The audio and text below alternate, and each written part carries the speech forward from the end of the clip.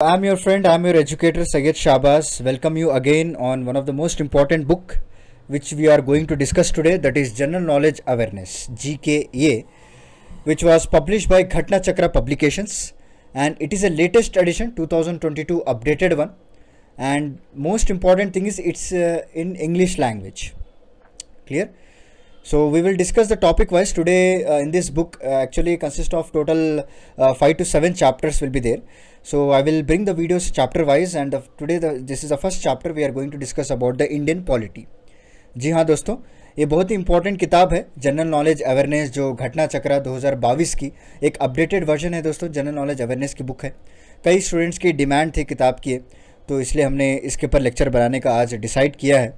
तो ये actually 400 to 500 pages की किताब है, और ये टॉपिक वाइज मैं आपको पढ़ाऊंगा। आज हम डिस्कस करने वाले हैं इंडियन पॉलिटी के रिलेटेड, उसके बाद हम इंडियन हिस्ट्री पढ़ेंगे, ज्योग्राफी पढ़ेंगे, इकोनॉमी पढ़ेंगे, राइट, और स्पोर्ट्स के बारे में मिसलिनियस क्वेश्चन भी कई सारे हैं इसमें, जो अन्य गवर्नमेंट एग्जाम्स के लिए बहुत ही इंपॉर्टेंट है। आपको कई सारे क्वेश्चन डायरेक्टली पूछ सकते हैं, और ये ख़ास बात इस किताब की ये है कि ये 2022 का अपडेटेड वर्जन है दोस्तों। मतलब आपको कोई भी क्वेश्चन छूटेगा नहीं, ऐसा कोई क्वेश्चन आपको नहीं मिलेगा जो आउटडेटेड हो या फिर रॉन्गली प्रिंट किया गया हो।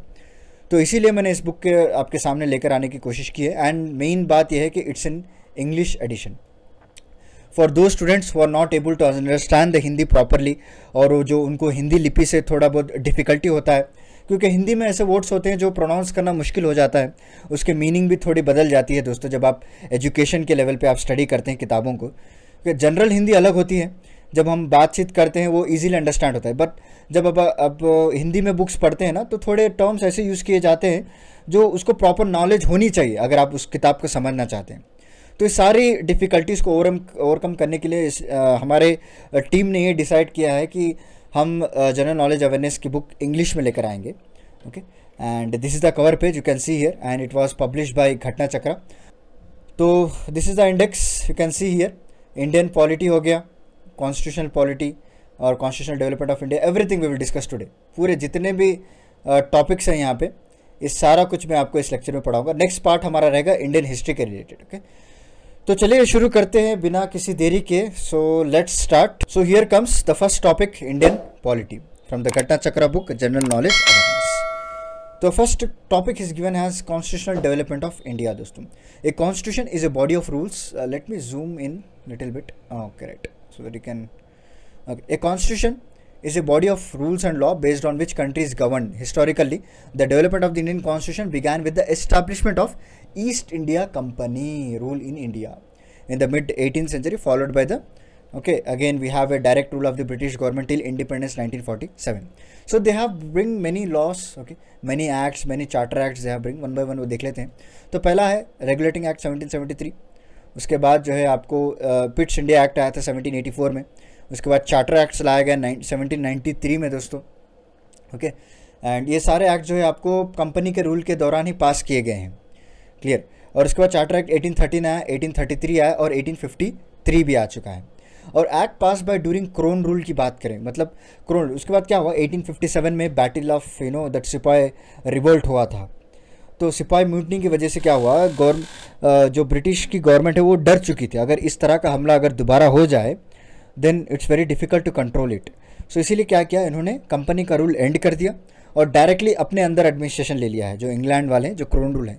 तो उनके तहत कई सारे इंपॉर्टेंट एक्ट्स पास किए गए, और उनके तहत ही जो है हमको इंडिपेंडेंस भी मिला है। कौन से एक्ट्स है? Government of India act 1858, Indian council act 1861, Indian council act 1892, 1909, और मेन इंपॉर्टेंट एक्ट्स यहाँ से शुरू होते हैं। Government of India act 1919, government of India act 1935, डयार की यहाँ पे ही इस्टेब्लिश हुआ था दोस्तों 1919 में, और इंडिया इंडिपेंडेंस एक्ट 1947। तो चलिए एक्ट्स के बारे में पढ़ लेते हैं, थोड़ा बहुत नॉलेज ले लेते हैं। So regulating act allowed the British parliament to regulate the affairs of the East India company rule India. The governor general of Bengal was henceforth designated as a Governor General of Bengal with a council consist of the 4 members, okay, entrusted with carrying over legislative and executive functions दोस्तों। Clear? So Warren Hastings जो है first governor general of Bengal बने। कौन बने first governor general of Bengal? Warren Hastings बने हैं दोस्तों। Okay, Next, presidency of Madras, Bombay were made subordinate to the Bengal presidency, especially in matters of foreign policy. After this act, they could not wage the war against Indian state without Bengal's approval. Next, under this act, the Supreme Court was established at Calcutta as apex court in 1774 with a chief justice and 3 other judges. Okay. The first chief justice of Supreme Court was Elijah M. Fay. Very very important. First chief justice कौन थे Supreme Court के? Elijah था इनका नाम, and 3 other judges were Chambers, लीप, Lemaistre और Hyde थे दोस्तों, याद रख लीजिए. It was made mandatory for the company to provide all the information on India related to revenue हो गया, citizens and military to the British parliament. Next, we have Act of Settlement of 1781. The act was passed to remove the defects in the Regulating Act. By this act, the government of Calcutta was empowered to make laws for Bengal, Bihar and Odisha. The servants of the company, which earlier came within the jurisdiction of Supreme Court, were now exempted from the jurisdiction of Supreme Court. Next आया हमारा Pitt's India act 1784. The British crown was a supreme controller of the company affairs and administrator in India. याद रख लीजिए.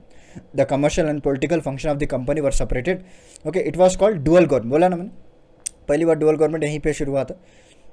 सो dyarchy जिसे कहते हैं 1784. Dual government political and commercial was started in India which remained till 1858. Okay, it allowed the court of directors to manage the commercial affairs but created a new body call board of control to manage the political affairs. कौन से act के तहत? India act 1784 के तहत board of control ये किया गया था. The territories of the company in India were for the first time the British possession in India. So Indian first and last governor general viceroy की बात देख लेते हैं. रॉबर्ट क्लाइव की बात करें तो गवर्नर जनरल ऑफ बंगाल, इन्हीं के तहत जो बैटल ऑफ प्लासी भी हुई थी 1757 में सिराजुद्दौला के खिलाफ. नेक्स्ट वारेन हेस्टिंग्स जी देख लेते हैं. The last governor general of Bengal, याद रख लीजिए. और लास्ट गवर्नर ऑफ बंगाल थे और first governor general of Bengal बने हैं. ओके, यहाँ पे क्या हुआ, गवर्नर के आगे जनरल का वर्ड ऐड कर दिया गया था दोस्तों, याद रख लीजिए. Okay, so who is the first governor general of Bengal अगर आप पूछेंगे तो वारेन हेस्टिंग्स है. और who is the last governor of Bengal? Warren Hastings. और पहले governor of Bengal Robert Clive थे. लॉर्ड विलियम बेंटिक आए उसके बाद. ये जो है last governor general of Bengal थे और first governor general of India बनाए गए हैं दोस्तों. उसके बाद बंगाल का कॉन्सेप्ट खत्म कर दिया गया और आपको गवर्नर जनरल ऑफ इंडिया का कॉन्सेप्ट यहाँ से शुरू होगा. और पहले कौन थे? Lord William Bentinck. Very very important, remember, please remember this things. Okay, so Warren Hastings मैं दोबारा रिपीट कर देता हूँ. वारेन हेस्टिंग्स जो है first governor general of Bengal थे और Lord William Bentinck first governor general of India थे दोस्तों. लॉर्ड कैनिंग साहब आए, ये last governor general of India माने जाते हैं और फर्स्ट वाइसरॉय ऑफ इंडिया है, याद रख लीजिए. तो अब अगर कन्फ्यूजन हो रहा है आपको तो बस इतना तो याद कर लीजिए कि पहला वाइसरॉय कौन था? Lord Canning. पहला गवर्नर जनरल ऑफ बंगाल कौन था? William Bentinck, sorry Warren Hastings. और पहला गवर्नर जनरल ऑफ इंडिया कौन था? William Bentinck. ओके, नहीं विलियम बेंटिक है, लॉर्ड विलियम बेंटिक. ओके चलिए.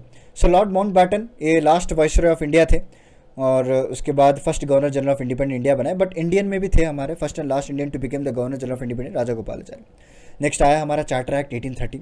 This act ended the company's monopoly over trade with India except in tea and opium. Monopoly trade with China and also ended. Okay, देखिए board of control, board of directors आपको बनाया गया पिट India act 1784 में. Okay, और dyarchy भी बनाया गया उसी वक्त. 1813 में क्या किया इन्होंने, कंपनी का मोनोपोली सारा कुछ खत्म कर दिया एक्सेप्ट ट्री ट्रेड के साथ. For the development of education 1 lakh rupees per year grant करने की बात की गई. कौन से एक्ट के थे? चार्टर ऑफ 1813, इंपॉर्टेंट है. Okay, next charter act of 1833 की बात करें, सेंट हेलिना एक्ट बोलते हैं इसको, 1833 का एक्ट को, ये 1813 हो गया अभी. सो 1833 की बात करें, the act ended the activities of East India Company as a commercial body and it became a purely administrative body. Significantly, the company trade links with China were also closed down. The Governor General of Bengal became the Governor General of India. मैंने बताया ना, कौन बने थे? Lord William Bentinck बने थे पहले governor general of India. Okay, और उसके बाद पहले वाइसरॉय ऑफ इंडिया की बात करें, कौन बने थे viceroy of India? Lord Canning, याद रख लीजिए.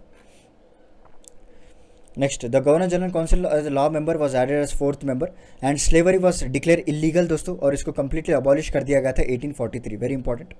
And legislative power was centralized by this act. According to section 87 of this act, no Indian was to be discriminated against the government jobs on the ground of religion, birth, place, race and color. अभी article 15 में जो mention है. Governor general was also authorise to appoint a law commission. Next आया हमारा charter act 1853. यहाँ पे पहली बार लेजिस्लेटिव और executive functions of the governor general were separated, याद रख लीजिए. ओके, जैसा कि अभी हमारे लेजिस्लेटिव एग्जीक्यूटिव फंक्शन सेपरेट होते हैं, लेजिस्लेटिव लॉ बनाती है, एग्जीक्यूटिव इंप्लीमेंट करता है, जुडिशरी जजमेंट देता है. तो इस बार का जो पहला कॉन्सेप्ट आया था वो 1853 में आया था दोस्तों. And central legislative council was also created. Government of India act 1858 आया, ये भी important, very very important act है। After the first war of independence जो सिपाही म्यूटनी कहा जाता है, और British government pass the government of India 1858, और इसको गुड गवर्नमेंट ऑफ इंडिया भी कहा जाता है दोस्तों। The act ended the rule of company and the British possession India were transfer under British rule. The dual government by Pitt's India act of 1784 was abolish, sorry not establish. मैंने कहा था ना डयार की भी इसी एक्ट के तहत establish किया गया था, उसको अभी खत्म कर चुके हैं। And governor general of India was replace by the viceroy. अब पहले जो बने थे वो लॉर्ड कौन बने थे, कैनिंग बने थे दोस्तों। नेक्स्ट, इंडियन काउंसिल एक्ट है 1861। Indian were given representation in the viceroy council of legislative process. याद रख लीजिए, जो वाइसरॉय काउंसिल लेजिस्लेटिव प्रोसेस में इंडियन को भी रिप्रेजेंट दिया गया था, कौन से एक्ट के तहत, 1861 के तहत। 1862 में lord Canning introduce 3 Indians, that is raja of Banaras, maharaja of Patiala and sir Dinkar Rao into legislative council. It empowered the viceroy to issue ordinance, जैसा आज प्रेसिडेंट इशू करते हैं उस तरह वाइसरॉय इशू किया करते थे। And the Viceroy also got right to establish new provinces, change their boundaries under this act. Viceroy were given a power to establish legislative council in provinces. Okay. Legislative council were formed in Bengal, Northwest Frontier Province and Punjab in 1862, 1861, 1864 and 1897. Next आया हमारा Indian Council Act 1892. Indirect elections or nomination were introduced under this act दोस्तों. It expanded the function of Indian Legislative Council members and gave them the power of discussing budget and seeking explanation from the executive. Next आया हमारा Indian council act 1909। This act is also known as Morley Minto reform act कहा जाता है दोस्तों। यहाँ पे क्यों रखा गया, क्योंकि लॉर्ड मॉर्ले जो है सेक्रेटरी ऑफ स्टेट थे, और इस वक्त जो है लॉर्ड मिंटो क्या थे, वाइसरॉय ऑफ इंडिया थे। ये आपको पूछ सकता है एग्जाम में, इंपॉर्टेंट है, याद रख लीजिएगा। So Indian council act 1909, this act is also known as Morley Minto reforms, where as lord Morley was a secretary of the state and lord Minto was a viceroy of India. For the first time India was made given the position in the viceroy executive council में भी position दिया गया है, जिसमें स्वतंत्र Prasanna Sinha okay was Indian member in the viceroy executive council, और इनको law member की तरह इंक्लूड किया गया था दोस्तों। ओके, नेक्स्ट है, it introduce the system of communal representation for Muslim bye accepting the concept of separate electorate. ये हमारे गांधी जी इनके खिलाफ थे, क्योंकि मुस्लिम्स के लिए सेपरेट इलेक्टोरेट देना उनको पसंद नहीं था। And this act legalize communalism, lord Minto came to known as father of communal electorate. Next आया वेरी इंपॉर्टेंट एक्ट 1919 में। This act is also known as Montague-Chelmsford reform. At this time, Montague was Secretary of State and Lord Chelmsford, okay, was a Viceroy of India. देखिए जो भी second नाम होता है ना, ये इंडिया के वाइसरॉय होते हैं, ये आप याद रख लीजिए। Okay, partially responsible and government dyarchy was establish. Again मैंने कहा ना 1919 में भी डायरकी को फिर से एस्टैब्लिश किया गया था। The father of diarchy in the provinces was Lionel Curtis. Provincial subject were divided to 2 parts, transferred हो गया और रिजर्व हो गया दोस्तों। The transfer subject were administered by the governor with an aid of minister responsible to the legislative council. The reserve subject were administered by the governor के हाथ में होते थे जो भी रिजर्व सब्जेक्ट है, and is executive council. A bike camera legislature पहली बार इसमें ही इंट्रोड्यूस किया गया था। अभी जो लोकसभा राज्यसभा जिस तरह है ना पार्लियामेंट में, उसी तरह उस टाइम पे bike camera legislature government of India act 1919 के तहत इंट्रोड्यूस किया गया था। ये पूछा है क्वेश्चन, इसीलिए मैं आपको यहाँ पे स्ट्रेस दे के पढ़ा रहा हूँ। The communal representation was extended to 6 European and Anglo-Indians. The act provided for the establishment of Public Service Commission भी यहीं पे establish हुआ था। 1926 में Public Service Commission was established by the recommendation of Lee Commission, याद रखिए। It provided to constitute a statutory commission which submit to report after 10 years of inquiry. Okay, देखिए यहाँ बच्चा सोच रहा है by which act bicameralism was established in India, that is 1919 दोस्तों। कौन सा? 1919। okay. Next, Government of India Act 1935. It was detailed document having 321 articles and 10 schedules, but with no preamble. कोई preamble नहीं था इस टाइम पे। And it is provided for the establishment of All India Federation, consist of provinces and princely state. However, federation never come into existence. So जिस तरह का अभी federal state आप देख रहे हैं उस वक्त नहीं था। डायरकी was abolished 1935 में at the provincial level and introduced at the central level. It provided for the bicameralism in some provinces also, जैसे मुंबई, मद्रास, बिहार, बंगाल, यूनाइटेड प्रोविंस जो अभी यूपी कहा जाता है, असम में, इसमें सब में बाइकैमरल लाया गया है। It provided for the establishment for federal court in 1937. The act abolished the Council of India, okay, जो कि 1858 के तहत मैंने बताया था ना, council of India, board of directors बताया, तो सब एस्टैब्लिश कर दिया गया। Burma was separated from the British India and 2 new provinces, Sindh and Orissa, were formed under this act. और reserve bank of India was establish to take the currency and credit in the country. 1935 act के तहत ही इनको establish किया गया था। Okay, so about 10% of the total population got the voting right. It provided for the establishment of Federal Public Service Commission. Next important act है हमारा India independence act 1947. This act ended the British rule in India. Finally, कई संघर्षों के बाद, हमारे freedoms fighters अपने जान तक कुर्बान करने के बाद हम लोगों को आज़ादी मिली. We got independence on 1947, but this act has ended the British rule and partitioning the colony into 2 dominant states, India and Pakistan. It empowered the Constituent Assembly of both of the dominants to frame and adopt a new constitution for their respective nation. दोस्तों, both dominants were given the freedom to separate from British Commonwealth. Okay, it also announced the end of British sovereignty over the princely states on 15th August 1947. It granted the freedom to Indian princely state either to join Dominion of India or Dominion of Pakistan or remain independent. कई सारे princely states को offer दिया गया था.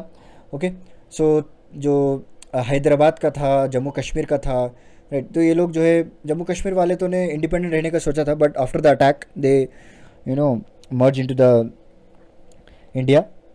Okay, और एक जूनागढ़, हाँ जूनागढ़ भी जो है मर्ज हो गया था. एक्ट ऑफ रेसेशन साइन किया गया था जूनागढ़ और कश्मीर के लिए, आई थिंक, राइट. तो चलिए next, it provided for the governance of each of the dominants and provinces by the government of India act 1935 till the new constitution were framed. Making of constitution देख लेते हैं, very important है concept. The constituent assembly was constituted under the scheme of cabinet mission of 1946. According to the cabinet mission, the strength of the constituent assembly was to be 389. Okay, पहले 389 रहा था. Out of 296 seats allotted to British India, 292 members were to be drawn from the 11 provinces and 4 from the 4 chief commissioner provinces. Generally, one seat was allotted for the every 10 lakh population. Seats are allocated to each British provinces were to be divided among 3 principal communities: Muslim, Sikh, general population, the proportion. The Constituent General Assembly held its first meeting on 9th December 1946 in New Delhi. Very, very important. The Muslim League boycotted the meeting and insisted on a separate state of Pakistan. The first meeting was thus attended by 207 members who were Congress members. दोस्तों, the province of Hyderabad did not participate in the Constituent Assembly. The oldest member कौन थे? Doctor सच्चिदानंद सिन्हा थे, और temporary president भी बनाए गए थे इनको. और 11 दिसंबर 1946 की बात करें, doctor Rajendra Prasad was elected as president of assembly. Okay, and H C. Mukherjee is a vice president. Everybody remember about the president, but what about the vice president? Very important. H C. Mukherjee, remember his name. And B.N. Rao is a constitutional advisor to the assembly. The number of women in the Constituent Assembly was 15. याद रख लीजिए. सो women members की बात करें, विजय लक्ष्मी पंडित जो जवाहरलाल नेहरू जी की बहन थी, सुचिता कृपलानी, मलाती चौधरी, सरोजिनी नायडू, हंसा मेहता, ये सारे जो है, बेगम एजाज रसूल, ओके, जी दुर्गाबाई, एनी मस्करीन, ये सारे कुछ मेंबर्स थे दोस्तों. On 13 December 1946 Jawaharlal Nehru moved the objective resolution. What is objective resolution? Which was unanimously adopted by Constituent Assembly on 22nd January 1947 and later constituted as preamble to the Constitution. Okay, so what was the number of women in the Constituent Assembly? 15 members. ये बच्ची सोच रही है. And various committee were constituted by Constituent Assembly for decorating this or designing the Constitution making. तो क्या क्या है? Union powers committee जिसके चेयरमैन जवाहरलाल नेहरू जी थे. कॉन्स्टिट्यूशन कमेटी के भी चेयरमैन जवाहरलाल नेहरू जी थे. प्रोविंशियल कॉन्स्टिट्यूशन कमेटी सरदार वल्लभ भाई पटेल. ड्राफ्टिंग कमेटी, ये आपको बहुत बार पूछा होगा question, Bhimrao Ambedkar. Advisory committee on fundamental rights and minority Sardar Vallabh भाई Patel. Fundamental rights JP Kripalani. Minority sub committee H C. Mukherjee. Committee on rules of procedure Rajendra Prasad. Committee for the state Jawaharlal Nehru. Steering committee Rajendra Prasad and ad hoc national flag committee is also Rajendra Prasad. On 29th August 1947, a drafting committee was constituted through a resolution. याद रख लीजिए, इनको बनाया गया था through एक resolution. Doctor Bhimrao Ambedkar was elected as chairman of this committee. Dr. Bhimrao Ambedkar was elected from the Bombay Presidency to the Constituent Assembly. The functions of the drafting committee was to discuss the draft of constitution prepared by constitutional advisor. ये important है, याद रख लीजिए. B.N. Rao ji कौन थे? ये constitutional adviser थे दोस्तों. और फाइनली इन्होंने अपनी रिपोर्ट सबमिट की ड्राफ्टिंग कमेटी वालों ने 21 फरवरी को दोस्तों 1948 में. ड्राफ्टिंग कमेटी के टोटल 7 मेंबर्स थे, यहाँ पे आप देख पा रहे हैं 7 मेंबर्स. ओके, और the first reading of the constituent assembly was started from 4th November to the 9th November. 5 दिन हुआ है 1948 में. Okay, the second reading between 15th November to 17th October 1949. The third reading is 14 November to 26 November 1949. Okay, so next we have the constitution was adopted by the constituent assembly on the 26 November 1949. Finally this entire committee has Constituent Assembly adopted the Constitution on 26 November 1949. A total of 15 articles which related to the provision of citizenship, election, provisional parliament, temporary transition, everything was mentioned, and it came into effect on 26 November 1949. Okay, and well, the remaining did on 26 January 1950. Presently, Indian Constitution consists of preamble, 465 articles, 12 schedules और 25 parts थे. How much? 25 parts will be there. The Constitution adopted by the Constituent Assembly was November 26, 1949. Originally had a 22 parts, 8 schedule and 395 articles. जब adopt किया गया था कितने थे? 22 parts थे, 8 schedule थे और 395 articles. Now it has been increase to 25 and I think 24 parts, right. 24 parts, 12 schedules हो चुके हैं. So on 24th January, Dr. Rajendra Prasad was elected as first president of independent India और national flag जो है 22 जुलाई 1947 को हमने adopt किया था और नेशनल सॉन्ग, नेशनल एंथम, ये सारा कुछ 1950 को हमने अडॉप्ट किया था. India membership of the Commonwealth was confirmed on May 1949 bye the constituent assembly. India is a membership of Commonwealth. Okay, so this is the facts related to the Constituent Assembly. ये याद रख लीजिएगा. The time taken for the constitution making is 2 years, 11 months and 18 days. Who is the constitutional advisor? I told you, Sir B.N. Rao. Okay, so total expenditure 63 lakh rupees का हुआ है and total readings will be 3. Interim government for India was formed based on cabinet mission plan. An interim government was formed 2nd September 1946 too. Okay, on 26 October 1940 the Muslim League also joined it. Interim government में कौन कौन थे ministry? Jawaharlal Nehru थे, he is external affairs and commonwealth relation. Sardar Vallabh भाई Patel, information and broadcasting home. C Raja Gopalachari, he is an education minister. Liaquat Ali, ये finance संभाल रहे थे दोस्तों. जोगेंद्र नाथ मंडल, लॉ इनका हाथ में था. असफ अली, ये रेलवेज को संभाल रहे थे. Okay, doctor Rajendra Prasad, food and agriculture. Doctor C.H. Bhabha, work, mines and power. Baldev Singh, defence को दिया गया था. H. चुंद्रीगर, कॉमर्स संभाल रहे थे. Abdul Rab Nishtar, communication, postal and air, अभी जो एविएशन मिनिस्ट्री कहा जाता है. Ghazanfar Ali Khan, health and Jagjivan Ram, labour. Okay, Liaquat Ali, Jogendra Nath, IG Chundrigar, ये सारे जो है ये मेंबर्स थे मुस्लिम लीग के दोस्तों.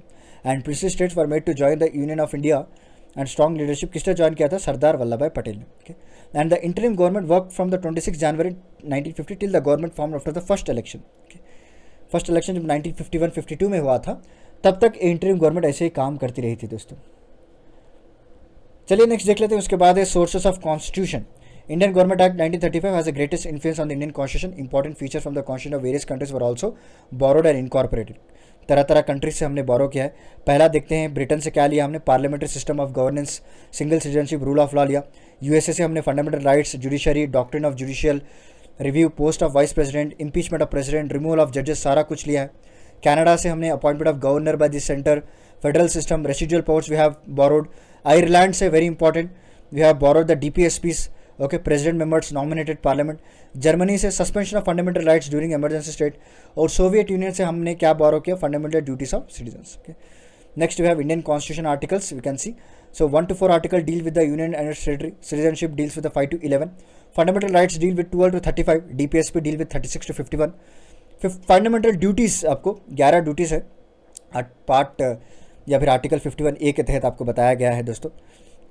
एंड यूनियन की बात करें 52 to 151 डील्स विद इट, जिसमें आपको executive, parliament, legislative powers, union judiciary, computer auditor general of India, everything will be declare. Next we have states 152 to 237, in which we have general articles, executive, state legislature, power of governors, high court, subordinate courts, everything we have discussed. Next we have the states, that is 238 में deal करता है. Union territories आपको 239 to 242, panchayat आपको 243 to 243 वो रखा गया है दोस्तों. okay? इसमें सब डिविजन्स बहुत सारे किए गए. Municipalities 243P to 243ZG, cooperative society ZH to ZT हो गया दोस्तों. Schedule and tribal areas 244 to 244A. And relation between union and states की बात करें तो 245 to 263 डिस्कस किया गया है. Next we have chapter 2 administrative relations 264 to 300 है, जहाँ पे फाइनेंस के बारे में, प्रॉपर्टी कॉन्ट्रैक्ट्स के बारे में, सूट्स के बारे में बात किया गया है. Borrowings everything will be discuss here. Okay, right to property के बारे में बताया गया था. Trade, commerce and intercourse with in the territory of India की बात करें आर्टिकल 301 to 307.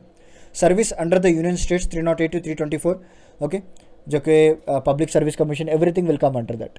उसके बाद है ट्राइब्यूनल्स. ट्राइब्यूनल्स आपको फॉर्म किए गए 323A, 323B. इलेक्शंस फॉर्म किया गया 324A, 329A. Special provision with respect to certain classes 330 to 342. Official languages की बात करें 343 to 351 यहाँ पे डील किया गया, जहाँ पे regional languages, language of supreme court क्या होना चाहिए, special directives, everything was discussed in this articles. Next emergency provisions आपको 352 to 360 हो गया दोस्तों. मिसलिनियस देखते हैं 361 to 367, everything will be discuss. जहाँ पे अमेंडमेंट. ओके, आर्टिकल 368 ये वेरी वेरी इंपॉर्टेंट है, बहुत बार पूछा एग्जाम में. Okay, so many times it has asked in which article that government can do the amendment, article 368. Next we have temporary transition special provision 369 to 392, and finally short title commencement authoritative text will be mentioned in 392 to 395. Next we have preamble, and preamble is an introduction to the constitution. It is an exodium of the constitution. यानी पालखी वाला has called the preamble is an identity card of the constitution. Okay, हर कोई भी अगर company में काम कर रहा है तो आपको एक आईडी इशू किया जाता है। अगर आपकी आईडी देख लेने से हमको पता चल जाता है कि आपकी पोजीशन क्या है, कौन सी कंपनी में है, क्या आपकी कंपनी है, सब कुछ पता चल जाता है ना। तो इसी तरह इन्होंने इन्हें पलखी वाला जो थे, इन्होंने कहा है preamble is a identity card of constitution. Clear. On December 1946, the objective resolution was introduced by Jawaharlal Nehru because he is the foundation of the preamble. Okay, यहाँ पे preamble भी हमने mention किया है. So we the people of India have solemnly resolved to constitute India into a sovereign, socialistic, secular, democratic republic and to secure to all its citizens, चाहे वो justice, social, economic, political, liberty of thought, expression, belief, faith and worship, equality of status, opportunity and to promote among them all. Fraternity assuring the dignity of the individual, क्या है main important, एक individual की dignity के बारे में mention किया है. Unity and integrity के नेशन के बारे में मेंशन किया. In your constitution this 26 November 1949 मिति मर्ग शिक्षा शुक्ला सप्तमी संवाद 2006 विक्रमी. ओके, सो इन्होंने we do hereby adopt enact and due to our this constitution they have added. Okay, so preamble of due to the Indian constitution is called soul. और Berubari case जब हुआ था 1960 में, supreme court did not consider the preamble to be the part of constitution. But anyhow, जब Keshav Nand Bharati case versus state of Kerala हुआ था, preamble is a part of constitution इन्होंने बताया है. Parliament can amend the preamble under article 368, याद रखिए, we can amend it but it can not state the basic structure of the constitution. So for preamble has been amended only once by 42nd constitution amendment act 1976. तो I think ये बच्चे का answer मिल चुका होगा, कितने बार, एक बार यहाँ पे हमें अमेंड किया है. So schedules देख लेते हैं. Initially the number of schedules in the Indian constitution was 8 which was now expanded to 12. पहले मैंने आपको बताया था. पहला schedule state and union territory को डिलीट करता है. Second schedule salary of president and other air officials के बारे में. Third schedule forms of oaths और अफर्मेशन. फोर्थ शेड्यूल जो है allocation of seats in Rajya Sabha. दोस्तों याद रख लीजिए, थर्ड आपको ओथ्स के बारे में, अफर्मेशन के बारे में. पहला जो है स्टेट स्टेटस, सेकंड आपको सैलरीज ऑफ प्रेसिडेंट के बारे में, fourth allocation of seats in Rajya Sabha, fifth provision regarding administration control of schedule areas and schedule tribes. Okay, next sixth schedule provision as to the administration of tribal areas of the Assam, Meghalaya, Tripura and Mizoram. Seventh schedule the division of power between center and state. Okay, eighth schedule of the languages के बारे में. ninth schedule certain acts और regulation के बारे में, validation. 10th schedule बहुत ही important है, ये डिफेक्शन के बारे में डील करता है दोस्तों, disqualification of the ground of defection. 11th schedule panchayat. 12th schedule municipalities. The 9th schedule was added to the constitution by the first amendment act 1951. Okay, और जो 10th शेड्यूल है डिफेक्शन के बारे में जो बता रहा है, वो 52nd अमेंडमेंट एक्ट 1985 के तहत ऐड किया गया था. और 11th शेड्यूल 73rd और 12th शेड्यूल 74 के तहत ऐड किया गया था दोस्तों. 8th schedule of the original Indian constitution contain 14 languages. The 21st constitution amendment act 1961 में जब आया था, इन्होंने सिंधी को ऐड किया. उसके बाद 71st कॉन्स्टिट्यूशन अमेंडमेंट एक्ट के तहत कोंकणी को ऐड किया. और 92nd कॉन्स्टिट्यूशन अमेंडमेंट एक्ट को बोडो, डोगरी, मैथिली ऐड किया. अभी टोटल 22 लैंग्वेज हो चुका. How many language? 22 languages. Okay, याद रख लीजिए. 9th शेड्यूल को कब ऐड किया गया था? First amendment act 1951. 10th schedule is acted by 52nd amendment act. Next we have union of India in its territory. The part 1 of the Indian constitution article 1 to 4 refers to the union of India. India has been declared as union of state. Currently there are 28 state, 8 union territories. Okay, the name of the union India, that is Bharat, is mentioned in the article 1. Article 2 क्या बोलता है? The right to admit और establish new state कर सकते हैं. Okay, और article 3 क्या बोलता है? Parliament has a power to create a new state and change the area extent name of the existing states. Okay, clear. Next, the State Reorganized Commission was established in 1953 for the reorganization of the states of Union of India. Okay, so its president was Fazal Ali, and the commission was submitted reports in the year 1955. Important. Okay, post Sri Ramulu, the leader of Telugu-speaking people, resorted to the fast unto death in the support of his demand for the formation of states based on language, and suffered death after 56 days. दोस्तों, okay. Andhra Pradesh was formed on the 1st October, which is the first state formed on the linguistic basis. Andhra Pradesh, Telugu इनकी regional language है. ये form हुआ था 1st October 1953 को. Okay, based on the language after the death of Sri Ramulu. Andhra Pradesh is the first state to form on the basis of language. State Reorganization Act was passed by Indian Parliament of 1956. Under this act, 14 states, 6 union territories were created. फिर नवंबर 1954 आया दोस्तों. Pondicherry, Yanam, Chandernagore, Karaikal, which were French settlements, were handed over to the government of India by French government. They together formed the Union Territory of Puducherry. Next, on 18 December 1961, the government of India took military action against the Portuguese and merged their colonies of Goa, Daman and Diu into union of India. क्योंकि यहाँ पे Portugal वाले तो जाने वाले ही नहीं थे, उनको जाना ही नहीं था यहाँ से छोड़ के. नेक्स्ट हमारा zonal council were establish in the union of India, the state reorganisation act in 1956. Okay, तो जोनल काउंसिल को भी एस्टैब्लिश किया गया था. कौन से एक्ट के तहत? स्टेट रिऑर्गेनाइजेशन एक्ट के तहत. There are 5 zonal council in India. The union home minister is ex official chairman of the zonal council. Eastern zonal council Kolkata, western Mumbai हो गया, central Prayagraj, northern new Delhi और सदर्न जो है चेन्नई हो गया। North eastern states Assam, Arunachal Pradesh, Manipur, Tripura, Mizoram, Meghalaya, Nagaland और not included in zonal council. The problem are deal with the north east council, यहाँ पे अलग बनाया गया था 1971 में।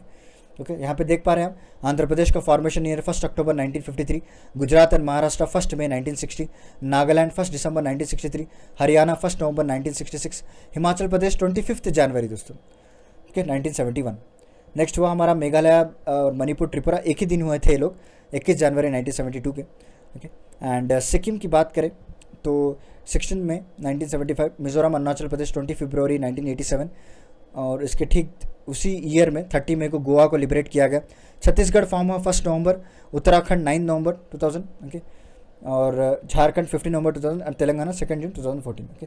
और मध्य प्रदेश, कर्नाटका और हरियाणा ये भी जो है ऑन नवंबर 1 को जो है लिबरेट हुए थे दोस्तों, याद रखिए, इनको भी फॉर्म किया गया था, नॉट लिबरेट, फॉर्म किया गया था स्टेट्स। सिटीजनशिप देख लेते हैं, article 5 to 11 give the detail provision related to the citizenship. The constitution of India grants its citizen single citizenship. हमारे पास सिंगल सिटीजनशिप होती है, अमेरिका अगर आप जाएंगे तो वहाँ पे डुअल सिटीजनशिप आपको मिलेगी। Parliament has a power under article 11 to legislate on granting and abolition citizenship on all other matters related to it. Indian citizenship can be obtained by fulfilling the condition as per Citizenship Act 1955. In December 2019, the Citizenship Amendment Bill received the assent of President. The Act provides that any person belonging to Hindu, Sikh, Buddhist, Jain, Parsi or Christian community from Afghanistan or Bangladesh or Pakistan who had entered in India, अगर 31 दिसंबर 2014 से पहले या फिर उस दिन enter हो गया, so he has been exempted by the central government और इसको इलीगल माइग्रेंट की तरह ट्रीट नहीं किया जा सकता। ओके, याद रख लीजिए, अगर कोई भी 31 दिसंबर 2014 से पहले इंडिया में एंटर हो जाएगा।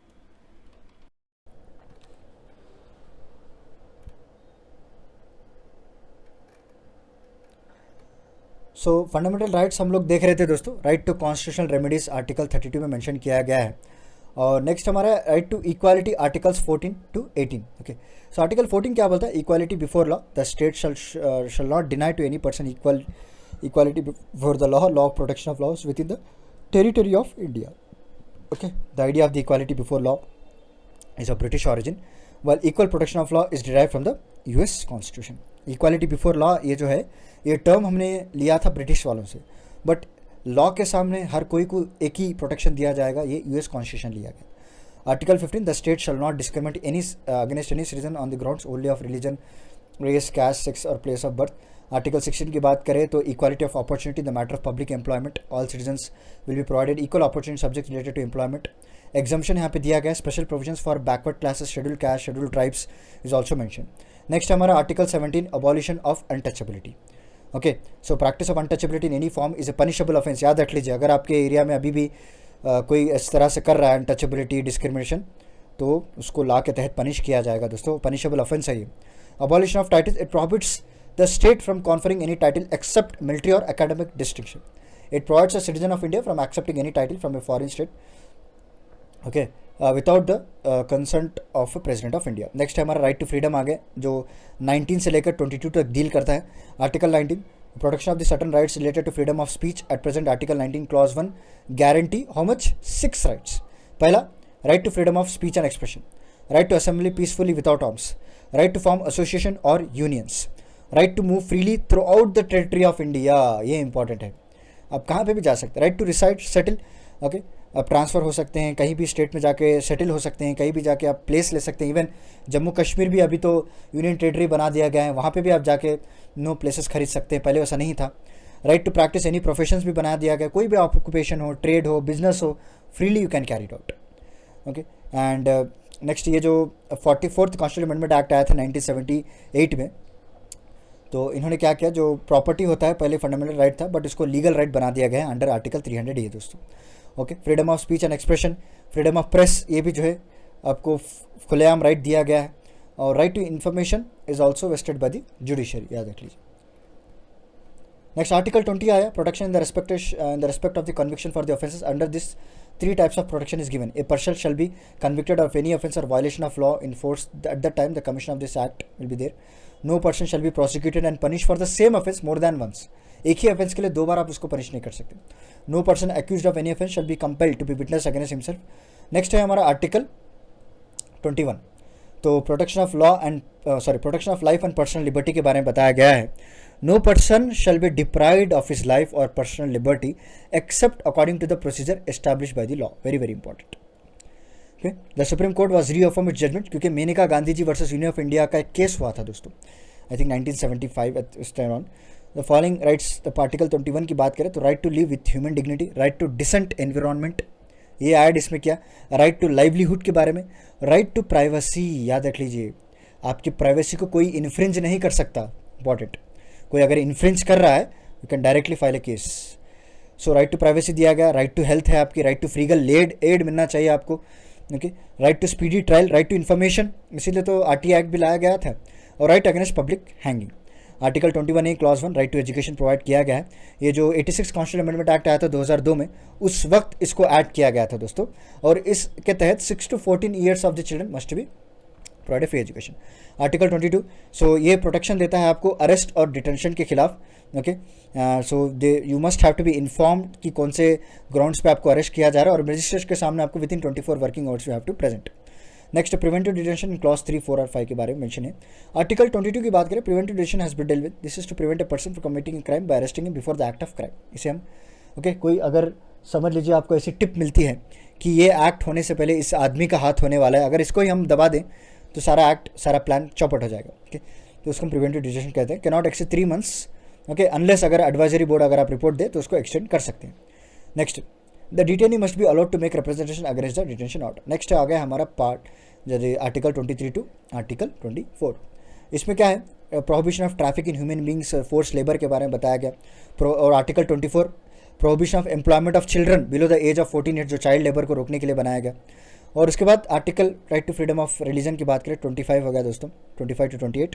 Freedom of conscience, free profession, practice and propagation of religion, जो कि 25 बता रहा है आप कोई भी profession, practice, propagation of religion कर सकते हैं. Freedom to manage religious affairs. Okay, freedom to form a taxation for promotion of any particular reason, जो आर्टिकल 27 बता रहा है. और आर्टिकल 28 जो है, freedom has to attendance at religious instruction और religious worship at certain educational institution. Next, cultural education rights की बात करें तो आर्टिकल 29 to 30 हो गया दोस्तों. The protection of the language, script and culture of minorities. Article 30 ये बता रहा है कि right of minorities to establish administration education institution. उसके बाद राइट टू कॉन्स्टिट्यूशनल रेमेडीज, याद रख लीजिए. To enforcement rights, to enforce the fundamental rights, supreme court has empowered 5 type of writs बताया जाता है. Habeas corpus, mandamus, prohibition, certiorari और quo warranto. Habeas corpus क्या है? This order is to issue by the court on the request of detainee to the officer imprisoning him to produce a detained person within 24 hours. अगर कोई person भाग गया है उसको वापस कोर्ट के सामने पेश करने के लिए हेबियस कॉर्पस इशू किया जाता है विद इन 24 वर्किंग आवर्स तक. Mandamus, it is command issued by the court to public official asking to perform his official duties. अगर वो ड्यूटीज प्रॉपर नहीं कर रहा है तो मैंडमस इशू किया जाएगा. Prohibition, it is issued by higher court to a lower court और tribunal to prevent the latter from exceeding his jurisdiction. Okay, अगर कोई भी स्टेट का हाई कोर्ट है, अगर उसके जुरिडिक्शन के बाहर जाकर वो काम कर रहा है तो उसको प्रोहिबिट लगा दिया जाता है. नेक्स्ट है हमारा certiorari, the right of the certiorari issued by supreme court, the high court to some inferior court tribunal to transfer the matter. Okay, और some other superior authority for proper transfer करने के लिए issue किया. Mandamus, public official को काम करवाने के लिए दोस्तों. सो क्यो वारंट, व्हेन ए पर्सन और a public institution conducts an act without any legal right, जब ये क्यो वारंट इशू किया जाता है. आर्टिकल 32 आ गया, राइट टू कॉन्स्टिट्यूशनल अमेंडमेंट, इसको heart and soul of constitution भी कहा गया है हमारे भीमराव अंबेडकर जी के द्वारा. During national emergency, fundamental rights except article 20 and article 21, जो कि राइट टू लाइफ और personal liberty, everything will be suspended. Okay, और केशव नंदा भारती केस भी आया था कि बेसिक स्ट्रक्चर ऑफ कॉन्स्टिट्यूशन को हम छेड़छाड़ी नहीं कर सकते उसके साथ. And fundamental rights are justiciable rights to be court of law. Next we have DPSP, directive principle of state policy.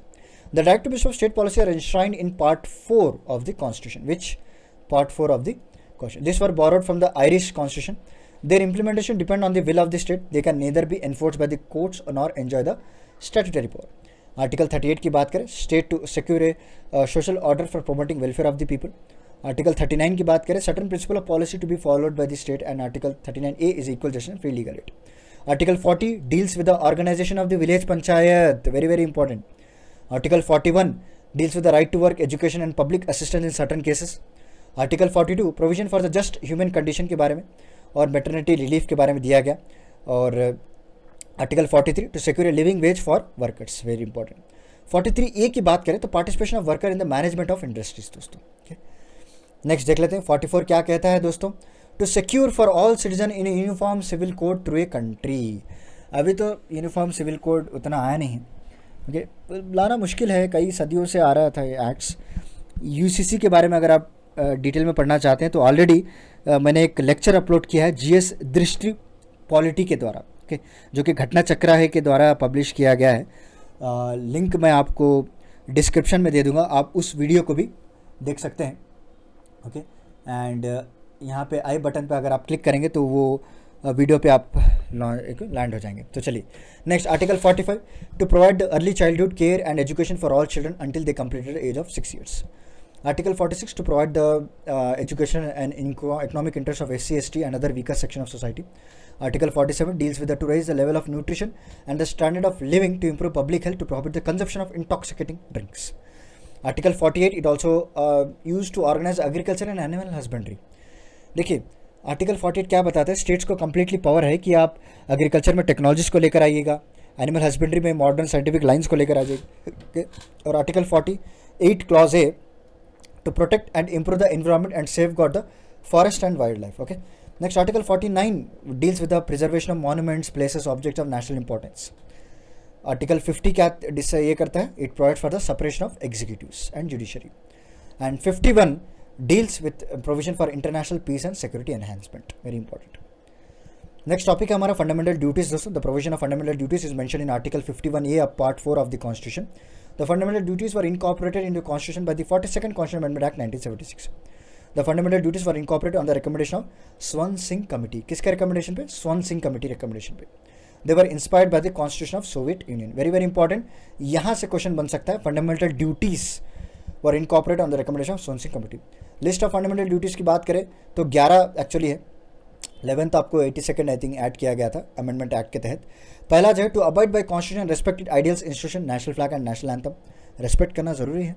To cherish, next duty, to cherish and follow the noble ideals which inspired our national struggle for freedom, to uphold and protect the sovereignty, unity, integrity of India, okay. Next, to defend the country and render national service when called upon to do so, to promote harmony and spirit of the common brotherhood among all the people of India, चाहे वो कोई भी religious का हो, linguistic basis का हो, कोई भी डाइवर्सिटी का हो। Next, to value, preserve the rich heritage of our composite culture, to protect and improve the natural environment including forests, lake, rivers, wildlife, etc. To develop the scientific temper, humanism and spirit of inquiry and reform. Next, we have to safeguard the public property, to strive for excellence of all sphere of individual, collective activity. Society के development के लिए भी काम करना हमारा ज़रूरी है। Next है, who is a parent or guardian, to provide opportunity for education to his child. Okay जी, बना 86th amendment act, not 82nd, 86th amendment act के तहत 11th ड्यूटी भी ऐड किया गया है। चलिए नेक्स्ट टॉपिक है हमारा यूनियन एग्जीक्यूटिव के related. The president is head of union executive. The union executive consist of क्या क्या होते हैं, प्रेसिडेंट होते हैं, vice president, prime minister, cabinet होते हैं दोस्तों। प्रेसिडेंट जो है नॉमिनल हेड होते हैं, और आर्टिकल 52 to 78 इस सारा कुछ यूनियन एग्जीक्यूटिव से डील करता है। यहाँ पे आपने देखा होगा एवरीथिंग विल बी लेजिस्लेचर हो गया, एग्जीक्यूटिव, जुडिशरी, ओके। लेजिस्लेचर के अंदर राज्यसभा, लोकसभा, एग्जीक्यूटिव के अंदर president, vice president, prime minister आते हैं, जुडिशरी के अंदर supreme court, high court, subordinate court आता है। नेक्स्ट है हमारा प्रेसिडेंट, एक एक के बारे में देख लेते हैं। So there shall be president of India, article 52 बता रहा है the president is a first citizen of country, याद रख लीजिए। According to article 53 clause 1, the executive power of the union rest with the president and he uses it by himself by subordinate officer. Qualification की बात करें, article 58 describes the qualification of the occupying office, he must be citizen of India. ये आपको MCQs में पूछ सकते हैं, very important, याद रख लीजिए। He must have completed the age of 35 years, he must be qualified for the election as a member of house of people, president हो, वाइस प्रेसिडेंट की पोस्ट हो, गवर्नर हो, ये सारा कुछ जो ये इनके पास कोई ऑफिस ऑफ प्रॉफिट नहीं होना चाहिए दोस्तों। Election according to article 54, the president is elected bye members of N electoral college, okay, जो कि सिंगल रिप्रेजेंटेटिव, ओके, इसमें सेलेक्ट किया जाता है आपको प्रोपोर्शनल रिप्रेजेंटेशन में। द इलेक्टोरल कॉलेज क्या क्या होते हैं आपको, Lok Sabha, Rajya Sabha, legislative assembly of the state, the elected members of the Delhi and Puducherry, और जो लेजिस्लेटिव असेंबलीज होते हैं ना, उनको भी इंक्लूड किया गया है। कौन से एक्ट के तहत इंक्लूड किया गया है, 70th कॉन्स्टिट्यूशन अमेंडमेंट एक्ट के तहत। The elected members of legislative assembly of union territory of Jammu and Kashmir और also include in the electoral college of president election. Next, according to article 55 क्या है, the president is elected by proportional representation, मैंने अभी बनाया ना, single transferable vote. A candidate must have at least 50 proposers and 50 seconders for the nomination. अगर आप presidential election के लिए खड़ना चाहते हैं तो आपको 50 प्रपोजर्स और 50 सेकेंडर्स होना चाहिए। disputes related to the election of president are settled by the Supreme Court. Term of office, Article 56 बयान करता है कि 5 साल है. Okay, however, even after the end of term, he remains office until the successor remains in charge. So next क्या बता रहे हैं लोग? According to Article 57, the president is eligible for re-election. Re-election के लिए भी eligible होते हैं दोस्तों. The president may resign from his post by writing resignation letter to the vice president. और Article 60 क्या बता रहा है? President is administered the oath of office, secrecy of Chief Justice of the Supreme Court. Okay, in the absence of senior most judge of the apex court. Okay. Next salary की बात करें तो इनको 5 लाख रुपए रहती है salary monthly. His salary is a income tax free, very very important, कोई income tax ही नहीं लगता है. इम्पीचमेंट देख लेते हैं. Article 61 describe the process of impeachment of president. Okay, article 61 clause 1, impeachment of president can be imposed only on allegation of violation of the constitution. An impeachment motion can be brought against the president by any house of the parliament which must be sign 1/4 of the members of that house. Okay, और 14 days का advance prior notice भी देना पड़ता है. और impeachment जो है वो कॉस्टली जुडिशियल प्रोसेस है दोस्तों. क्या है? Costly judicial process. It necessary to fill the consequent presidential vacancy within 6 months. If the president is not present और unable to function his office due to illness या कोई reason की वजह से, तो वाइस प्रेसिडेंट यहाँ पे act कर सकते हैं. अगर वाइस प्रेसिडेंट भी ना हो तो chief justice of India act कर सकते हैं. इस इंडियन हिस्ट्री में हमारे पास एक ही बार ऐसा हुआ है, हिदायतुल्लाह जो थे उन्होंने एक्ट किया था दोस्तों. So here is a list. Okay, everything was mention here कि राजेंद्र प्रसाद से लेकर रामनाथ कोविंद तक. अगर आप चाहते हैं तो उसका स्क्रीनशॉट ले सकते हैं. I will be waiting for 30 seconds. चलिए नेक्स्ट है. सो नोट वीवी गिरी जो कि 3rd में 1969 20 जुलाई 1969 तक करे थे. और justice Mohammad Hidayatullah from 20 July 1969 to 24 August 1969 किए थे. उसके बाद BD जैन जी साहब आए. ओके, और doctor Rajendra Prasad was the first president of the elected office for the second consecutive term. 2 बार इन्होंने इलेक्ट किया गया था. Doctor S Radhakrishnan was the vice president twice and president once. The counting of votes was done twice during V V Giri election दोस्तों. 2 बार किया गया था. कौन से प्रेसिडेंट के थे? V V Giri. Neelam Sanjiva Reddy was defeated in the election for the first time while he was elected unopposed president for the second time. India's first woman president was अगर पूछे Pratibha Devi Singh Patil. Right and powers of president की बात कर लेते हैं. Executive power, the following are the executive powers of the president. All functions of the government are also done in the name of president. He can seek informative and administrative and legislative matter from the prime minister. कौन से article के तहत? Article 78 के तहत. The president can declare any area as a scheduled area. The President appoints a various official, including the Prime Minister of India, other members of Council of Ministers on advice of Prime Minister, judges of Supreme Court and High Courts, ambassador and other diplomats. Okay, और computer auditor general हो गया, attorney general हो गया, right, lieutenant governors of union territories, governors को appoint करना, सब कुछ यही करते हैं दोस्तों. लेजिस्लेटिव पावर्स की बात करें तो ये right to someone, prorogue, dissolve the Lok Sabha after every new election and to address the first session of the parliament every year and joint sitting बुलाया जाता है आर्टिकल 108 के तहत दोस्तों. Next, the bill pass by the parliament becomes a law after the ascent of president. Important. Okay, when A bill is pass by parliament it sent to the president for his ascent. He may choose of the following. So ही में जब हम bill pass जो लोकसभा राज्यसभा पास करके हम president के पास भेजते हैं तो उसके पास उनके पास जो है कई सारे राइट्स होते हैं. या तो वो अप्रूव कर सकते हैं दोस्तों, या फिर असेंट दे सकते हैं, या फिर असेंट बगैर असेंट दिए बगैर उनके पास ही रख सकते हैं फॉर इंडेफिनेट पीरियड. इसको हम प्रेसिडेंट पॉकेट वीटो भी कहते हैं. They can keep for indefinite period. Okay, so he can return the bill to the parliament for reconsideration. और विदाउट और विद चेंजेस के बाद अगर कोई बिल वापस जाती है प्रेसिडेंट के पास तो उनके पास कोई चारा नहीं होता है, उनको असेंट देना ही पड़ता है. President Giani Zail Singh use the pocket veto in 1986 concerning Indian post amendment bill. Okay, हुआ था. Bill related to creation of new state, change of state borders, money bills, ये सारा कुछ इंट्रोड्यूस करने से पहले you have to take the prior permission from the president. Okay, next वे president nominates 12 members to the Rajya Sabha from among person with special knowledge and practice experience in the field of science, literature and social services. Okay.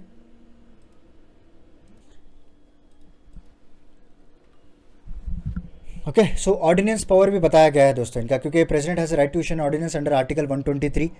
The president has a power to issue an ordinance only when the either of two houses has been prorogued or otherwise not in session. Hence, it is not possible to enact legislation by the parliament. It has the effect of law formulated by the parliament. It is effective only for 6 weeks after the commencement of parliament session. The ordinance is required to be approved by parliament within 6 weeks. Okay, उनको 6 weeks के अंदर अंदर approve कर देना चाहिए. And ordinance can be withdrawn at any time by the president. और pardoning power आपको mention किया गया है under article 72, very important. Okay, जिसके पास आपको pardon powers to pardon, reduce the punishment, remission of the punishment, remit punishment, सारा कुछ रहता है दोस्तों. नेक्स्ट है हमारा मिलिट्री पावर की बात करें तो president is a supreme commander of the 3 arm forces, okay, जो कि आर्मी हो गया, एयरफोर्स हो गया, नेवी हो गया, तीनों के हेड होते हैं। It appoints the chief of army, air force and navy. Diplomatic powers की बात करें, इंटरनेशनल ट्रीटीज, अग्रीमेंट, सारा कुछ इन्हीं के नाम पे साइन किया जाता है दोस्तों। The president approves appointment of foreign ambassador appointed in India. Okay, next emergency power देख लेते हैं। पार्ट 18 ही होता है ना, हाँ। So of the constitution lays down the provision related to the emergency, that is article 352 to article 360. The president has a right to declare 3 types of emergency. पहला क्या है, article 352, the event of a war or external aggression, जो कि article 352 के तहत mention है. In the case of failure or constitutional machinery in the states, article 356 के तहत मेंशन है. In the event of financial emergency की बात करें जो article 360 के अंदर मेंशन है.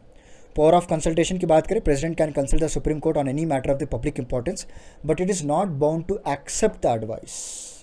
ठीक है, सुप्रीम कोर्ट के पास एडवाइस पूछ सकते हैं आर्टिकल 143 के तहत, बट इन प्रेसिडेंट को ये कंपलसरी नहीं है कि उनका मानना ही है, उनकी मर्जी है दोस्तों। नेक्स्ट है हमारा वाइस प्रेसिडेंट। तो office of the vice president is the second highest office in the country on the lines of vice president of the United States. The Indian constitution has made a provision related to the election of vice president. According to the article 63 there will be a vice president in the India. Article 63. So according to Article 66, the Vice President is elected by the Electoral College consisting of elected and nominated members of both houses of the Parliament. इसमें सिर्फ राज्यसभा और लोकसभा के लोग participate करते हैं दोस्तों। Qualification, a person should be citizen of India and he has to attain the age of 35 years, और ये जो है must have to B qualified member of Rajya Sabha, specially यहाँ पे मेंशन किया गया है।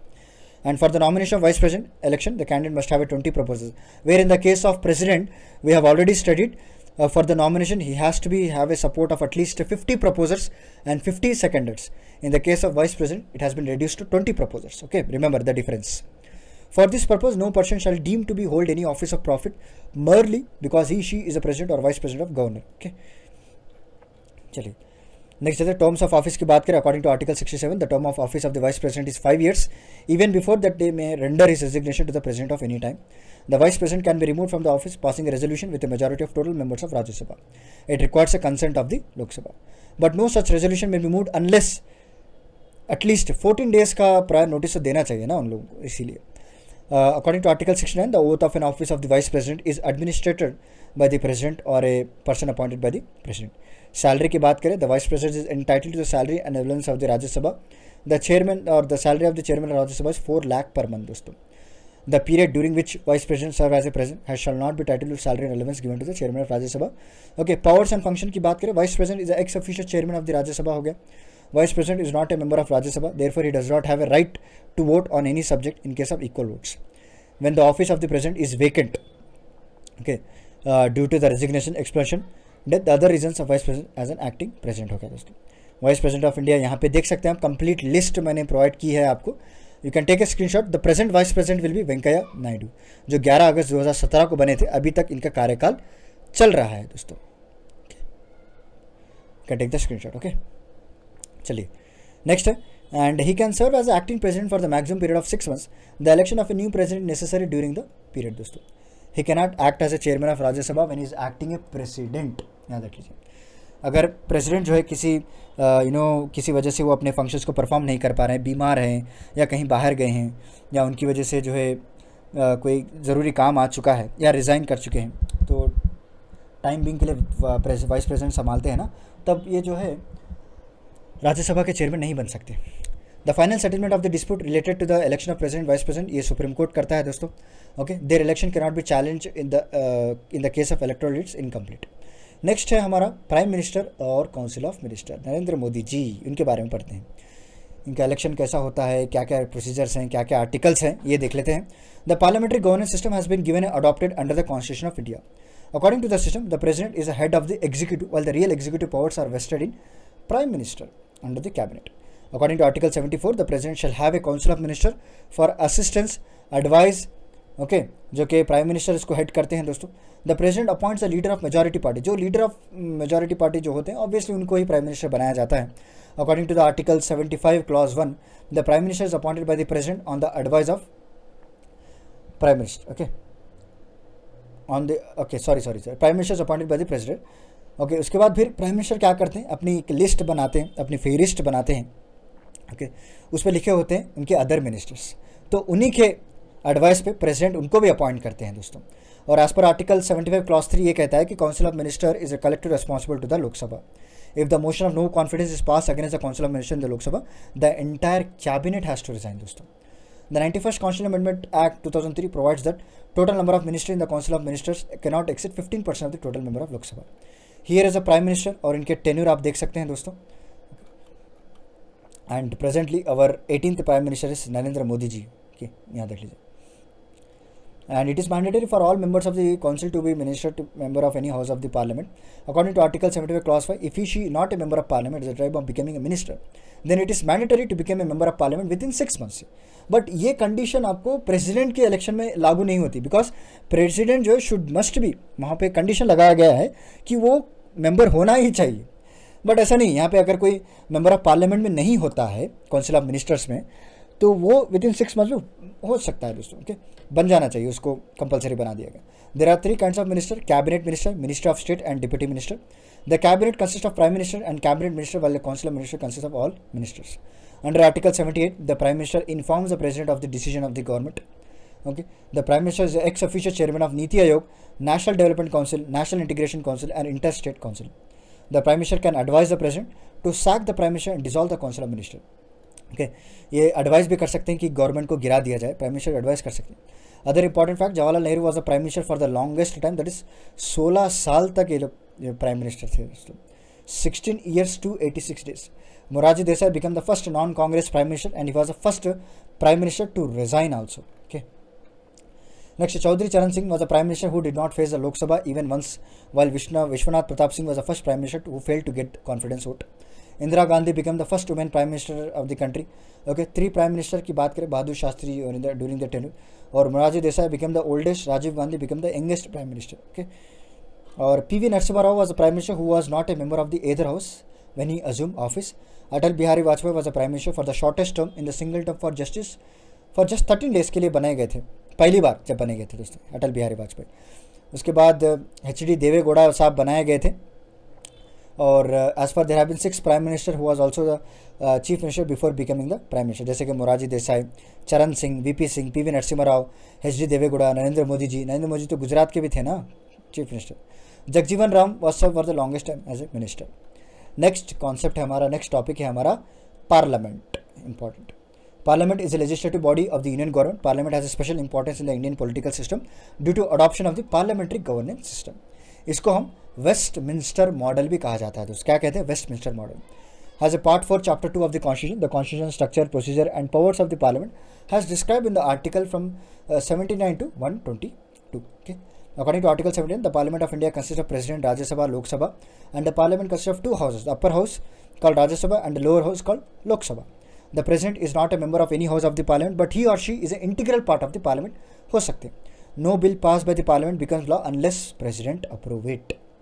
Parliament का मतलब क्या है? तीनों मिलकर Parliament फॉर्म करते हैं, याद रख लीजिए। प्रेसिडेंट भी पार्ट है इसके। क्लियर? चलिए, राज्यसभा पहला है हमारा। The structure of Rajya Sabha mention in the article 80। The maximum strength of the Rajya Sabha कितना? 250 है दोस्तों। उसमें 238 मेंबर जो है इनडायरेक्टली इलेक्ट किए जाते हैं और 12 लोगों को प्रेसिडेंट खुद नॉमिनेट करते हैं, जो कि कई तरह के फील्ड्स के, स्पेशली साइंस हो गया, लिटरेचर हो गया, उसके वहाँ से लिया जाता है। Numbers of the Rajya Sabha members की बात करें, यहाँ पे देख पा रहे हैं आप, तो इतना इंपॉर्टेंट नहीं है। ओके, याद रखने का है, ये चेंज होता रहता है। Will skip this part. The minimum, ये इंपॉर्टेंट है दोस्तों, the minimum age for this membership to Rajya Sabha is 30 years. Okay, 30 years होना चाहिए। ओके, 35 ईयर्स किसके लिए होना चाहिए? प्रेसिडेंट के लिए। और याद रख लीजिए 25 ईयर्स जो है वो किसके लिए होना चाहिए? 25 ईयर्स आपको लोकसभा के लिए होना चाहिए, लोकसभा के लिए। Okay, Rajya Sabha is permanent house which is newly dissolved. The term of the members of Rajya Sabha is 6 years. 1/3 of its members retire every 2 years. According to Article 89 Clause 1, the Vice President of India is the ex officio chairman of the Rajya Sabha. Members of the Rajya Sabha elect one of their members as a deputy chairman of the Rajya Sabha. Okay. Next, currently the deputy chairman of Rajya Sabha is Harivansh Narayan Singh. Article 90 क्या कहता है हमें? Article 90 ये कहता है कि mention the condition of vacancy and resignation removal of deputy chairperson from the post. If he ceases to be the member of Rajya Sabha, अगर ये राज्यसभा का मेंबर सीज हो गया, मतलब नहीं है, तो he shall vacate the post। दोस्तों याद रख लीजिए। The deputy chairman may resign at any time by writing a letter addressed to the chairman. Chairman को लिखे वो कभी भी रिजाइन कर सकते हैं. By passing a resolution to this effect by the majority of all members before permitting for the removal of post of deputy chairman by the Rajya Sabha, या फिर उनको एक रेजोल्यूशन पास करके भी निकाल सकते हैं. According to article 92 when a resolution to remove the chairman और deputy chairman is under the consideration he shall not preside. दोस्तों याद रख लीजिए, जब कोई भी आर्टिकल 92 के तहत ये बताता है कि उनके खिलाफ ही कोई रेजोल्यूशन पास हो जाए उनको निकालने के लिए, तब ये प्रिसाइड नहीं कर सकते मीटिंग को. याद रख लीजिए, चेयरमैन ही करना पड़ेगा उस वक्त. स्पेशल पावर्स ऑफ राज्यसभा की बात करें, राज्यसभा में law on any subject of state list declare to be national importance at least 2/3 majority of the members and voting present in the Rajya Sabha, Article 249. Okay, the law remains in effect for only 1 year, but each time it can extend it for 1 year if Rajya Sabha desires so. Rajya Sabha can declare a resolution for the creation of All India Service under Article 312, supported by not less than 2/3 of the members present in voting. Only the Rajya Sabha has a right to create a All India Services. Very very important. Money bill passed by the Lok Sabha reaches the Rajya Sabha for approval. अगर इन्होंने 14 दिन के अंदर अंदर नहीं दिया या उसको एक्सीड कर दिया तो ऑटोमेटिक बिल पास कर दिया जाएगा. ओके, और कोई भी इसको अमेंडमेंट नहीं कर सकते दोस्तों, याद रखिए. Rajya Sabha was constituted on 3 April 1952. First meeting इनकी 13 मई को होती 1952 में 1952. The president convenes a session of Rajya Sabha at least twice a year. The difference between session should not exceed more than 6 months. Next important part है हमारा लोकसभा दोस्तों. The comparison of Lok Sabha is mention in the article 81. Lok Sabha is a lower house of the parliament इनको कहा जाता है. ये basic question है, बच्चे को भी पता होगा अभी. Okay, it maximum strength will be 530 + 20 मतलब 550 दोस्तों, याद रख लीजिए. ओके, 550. 104 कॉन्स्टिट्यूशनल अमेंडमेंट एक्ट की बात करेंगे आप, तो extend the reservation of seats for the members. कब से कितना इंक्रीज कर दिया गया फॉर शेड्यूल कास्ट, उनके schedule tribes in the Lok Sabha state legislature for a period of 10 years तक इंक्रीज किया. The amendment does not however extend the period of reservation of 2 Lok Sabha seats, जो कि एंग्लो इंडियन कम्युनिटी के बारे में मेंशन किया गया. दस a practice of nominating of 2 members of Anglo Indian community bye the president of India on the recommendation was effectively abolished. अभी abolish कर दिया गया है इसको, अभी एंग्लो इंडियन कम्युनिटी को नॉमिनेट नहीं किया जा रहा है. आर्टिकल 80 लेटेस्ट अपडेट है, याद रख लीजिए. Article 81 clause 1 subject to provision of article 331 to represent not more than 530 members elected by direct election from territorial constituent Lok Sabha and to represent the union territories and the Lok Sabha shall consist not more than 20 elected members. As per the provision of 84th Constitutional Amendment 2001, no change will be made in the seats of Lok Sabha and Vidhan Sabha till 2026. 2026 तक अभी कोई भी state का जो कोटा होता है ना, कितने स्टेट से कितने लोग जाना चाहिए सीट्स में, वो अभी चेंज नहीं होगा. उसके बाद एक फिर से नया अमेंडमेंट लाया जाएगा. Okay, so currently the number of Lok Sabha members is 543. Out of this, 524 from the states and 19 from the union territories. Lok Sabha 84 seats are reserved for scheduled caste and 47 seats are reserved from scheduled tribes. यहाँ पे देख पा रहे, this is the number of members from Lok Sabha. It is not so important. Okay, so देखिए next है हमारा members of Lok Sabha directly elected by the secret ballot on the basis of adult suffrage. ये तो direct election होता है ना, अपने अपने कॉन्स्टिट्यूंसी पे हम खुद जाके वोट डाल के आते हैं. एलिजिबिलिटी 18 years है. Okay, it necessary for the member of Lok Sabha to be 25 years of age age a citizen of India होना चाहिए and should not hold any office of profit. दोस्तों, तो this are the types of bill, क्या क्या bill लाए जाते हैं parliament में. पहला जो है ऑर्डिनरी बिल लाया जाता है, मनी बिल लाया जाता है, फाइनेंशियल बिल लाया जाता है और स्पेशल बिल लाया जाता है दोस्तों. ओके, सो फाइनेंशियल बिल में 2 तरह के होते हैं, एक फाइनेंशियल बिल 1 और फाइनेंशियल बिल 2 होता है दोस्तों. स्पेशल बिल जो है कॉन्स्टिट्यूशनल अमेंडमेंट बिल लाया जाता है, इसमें जो है 2 तरह के होते हैं, फेडरल और non federal. Lok Sabha is A temporary house which can be dissolve any time by the president on the advice of prime minister. The term of Lok Sabha कितना होता है दोस्तों, 5 साल का होता है. During the time of emergency क्या होता है मालूम आपको, लोकसभा का टर्म एक्सटेंड भी कर सकते हैं लोग for the period of 1 year at a time. 1 साल तक कर सकते हैं, बट उसके अभी कुछ करना पड़ा है तो उससे 6 महीने से ज़्यादा आप एक्सटेंड नहीं कर पाते. Next, council of ministers collective responsibility the Lok Sabha. Quorum होना ज़रूरी है कोई भी चीज़, कोई भी बिल पास करने के लिए. सो कितने होते हैं, 1/10, that is 55 members of total number of members. उसके बाद स्पीकर और डिप्यूटी स्पीकर ऑफ लोकसभा के बारे में बताया गया है. So as per the article 93, Lok Sabha elects a speaker and deputy speaker from among its members. The speaker and deputy speaker of Lok Sabha are sworn in the members of Lok Sabha, not the speaker. देखिए, मैं आपको एक बात clear करना चाहता हूँ, मैंने पहले वीडियो में भी क्लियर किया था कि अगर आप लोकसभा के स्पीकर बनना चाहते हैं या डिप्यूटी स्पीकर बनना चाहते हैं तो ऐसा नहीं कि आपको अलग से ओथ लेना पड़ेगा. ओके, तो जो मेंबर ऑफ MLA जो MPs लेते हैं उन्हीं तरह का ओथ होता है इनका. The speaker may submit his resignation to deputy speaker and deputy speaker to speaker. ये वाइस वर्सा होता है दोस्तों, vice versa. They can be removed from the post by resolution passed by majority of all members of then Lok Sabha, but it is necessary to give notice of 14 days, जैसा हमने राज्यसभा में पढ़ा था. Okay. And other facts, a joint session of both houses कौन held करते हैं, कौन preside करते हैं एक्चुअली, ये लोकसभा के स्पीकर ही प्रिसाइड करते हैं, और इसका जो प्रोविजन है वो आर्टिकल 108 के तहत मेंशन किया गया है. The speaker of Lok Sabha preside over the joint session. अभी मैंने आपको बताया whether a bill is money bill और not is decided by speaker of Lok Sabha.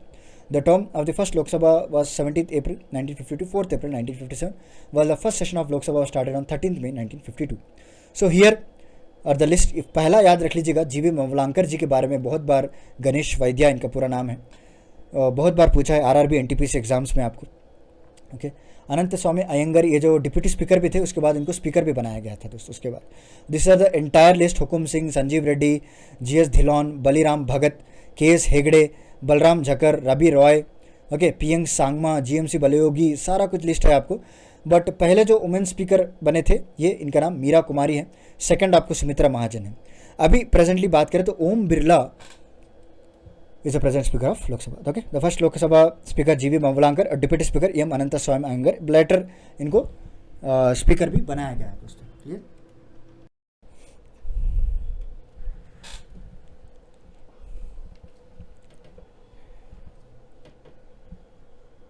So first women speaker मैंने जैसा कहा Meira Kumar. And Lok Sabha constituency with the largest number of voters is Malkajgiri, Telangana जो. And one of the lowest number of voters की बात करें लक्षद्वीप में मिला था. Okay. And in terms of area की बात करें, लार्जेस्ट लोकसभा कॉन्स्टिट्यूंसी आपको लद्दाख में देखने को मिलेगी, और सबसे छोटी जो है वो चांदनी चौक है, दिल्ली. चलिए नेक्स्ट बात कर लेते हैं हम फाइनेंशियल कमिटीज ऑफ पार्लियामेंट के बारे में. पहला है public accounts committee. It consist of 22 members, out of which 15 members are drawn from Lok Sabha. Very very important. Please remember these numbers. I again repeatedly saying, please remember कि it consists of 22 members, out of which 15 members are drawn from Lok Sabha, 7 members from Rajya Sabha. Okay. Public accounts committee में कितने होते हैं total? 22 होते हैं दोस्तों. इसमें combination रहता है, याद रख लीजिए. The chairman of this committee is appointed by speaker of Lok Sabha. The term of the members will be 1 year, और it is also known as twin sister of estimate committee. Committee on estimate, इसमें 30 लोग होते हैं, और 30 के 30 आपको लोकसभा से लिए जाते हैं दोस्तों. इसमें कोई कॉम्बिनेशन नहीं होता है. It is a chairman appointed by the it's chairman is appointed by speaker of Lok Sabha. और ये कमिटी रिपोर्ट्स स्टडी करती है, how the reduce the government expenditure, everything will be studied here. Committee on undertaking की बात करें, again 22 members, 15 from Lok Sabha, 7 from Rajya Sabha. अब speaker इसके जो लोकसभा के हैं वो चेयरमैन अपॉइंट करते हैं. No minister can be member of this committee. Important terms देख लेते हैं दोस्तों. 0 hour, it is at the time between 12 o'clock and 1 o'clock after question hour in both houses of the parliament is called 0 hour. During this time, crucial matters are raised by the members. Starred question and unstarred question क्या होते हैं? Questions that is the member is required to answer immediately are called starred question. They are answered orally. वहीं पे आपको जवाब दे दिया जाता है. और question that answered in writing are called unstarred question दोस्तों. Next आया हमारा पिक्चर में appropriation bill. Only through this bill funds can be withdrawn from the consolidated fund of India. अगर आप कोई भी फंड्स ड्रॉ करना चाहते हैं CFI में, आप अप्रोप्रिएशन बिल पास करके ही ड्रॉ कर सकते हैं. This includes the demand for a grant for vetted expenditure on accumulated funds. Next आ गया हमारा फाइनेंस बिल दोस्तों. क्या है finance bill? Article 117 mention the finance bill, the bills that are related to revenue and expenditure related to the finance bill. Next आ गया हमारा money bills. Money bills related to the subject mention from sub division, okay, to sub division. Article 110 constitution called money bills. They are introduce in the Lok Sabha only. Vote on account under article 116 clause of the constitution. Vote on account भी pass किया जाता है for the advance के लिए अगर कुछ चाहिए तो. शॉर्ट ड्यूरेशन डिस्कशन भी होता है दोस्तों. इसमें क्या होता है, एमपी जो है कुछ तरह के मैटर्स को लेकर आते हैं जो अर्जेंट पब्लिक इंपॉर्टेंस होता है, उसके रिगार्डिंग डिस्कशन किया जाता है इसमें. और कोरम हो गया 1/10 होना तो ज़रूरी है, मैंने आपको बताया था ना 1/10 होना ज़रूरी है. नेक्स्ट है हमारा amendment of the constitution. Under article 368 of the Indian constitution, 2 procedure for amendment of the constitution were mention. पहला जो है special majority bill passed by special majority of each house of the parliament. Special majority का मतलब कितना होता है? 2/3 of majority of the parliament के जो मेंबर्स हैं वो प्रेजेंट भी होना चाहिए और वोटिंग भी करनी चाहिए, तभी जाकर जो है स्पेशल मेजॉरिटी से बिल पास करते हैं और अमेंडमेंट होता है. Amendment by special majority parliament और approval by the state legislature. Okay, special majority both house of the parliament with approval of half of the state legislature भी होना पड़ता है दोस्तों, याद रखिए. In the matters related to the president या फिर executive power of the union judiciaries, high court के मैटर पर रिलेटेड, तो इन स्टेट लेजिस्लेचर के भी इसमें मेजॉरिटी काउंट की जाती है.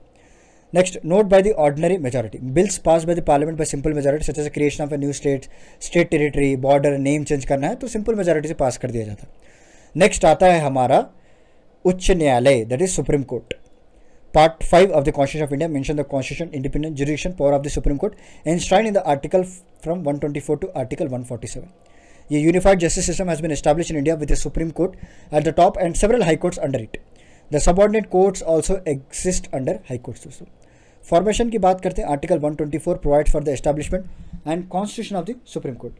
The Supreme Court consists of the Chief Justice and 30 judges.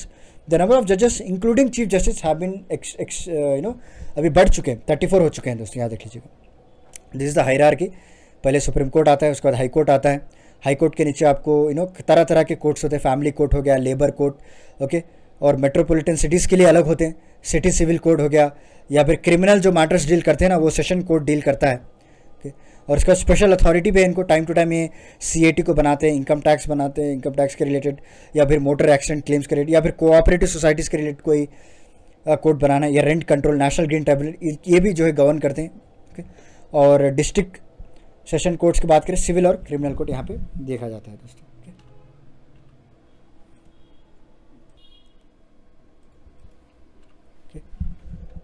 So next हमारा term of office, okay.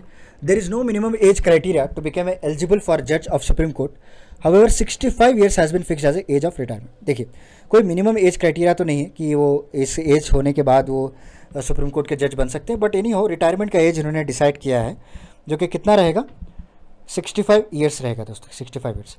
Any retirement the जज of supreme court can not plead before any court और any officer in India. Appointment की बात कर लेते हैं एक बार। So the chief justice of supreme court is appointed by president, okay. कौन अपॉइंट करते हैं? प्रेसिडेंट अपॉइंट करते हैं। नेक्स्ट है, in the case of other जजेस की बात करें दोस्तों, so in the case of other judges the president appoints them after consulting with the chief justice. Qualification: he should be the citizen of India, he has been the judge of high court or such 2 or more courts for at least 5 years and advocate for 10 years in any high court or 2 or more such courts. The opinion of president is a distinguished jurist होता है। oath की बात करें, the president administers the oath of an office and secrecy to the judge of supreme court. Salary and allowances: salary and allowances are decided by the parliament from time to time. Currently the salary of chief justice is 2.8 lakh per month and the salary of other judges is 2.5 lakh per month, okay.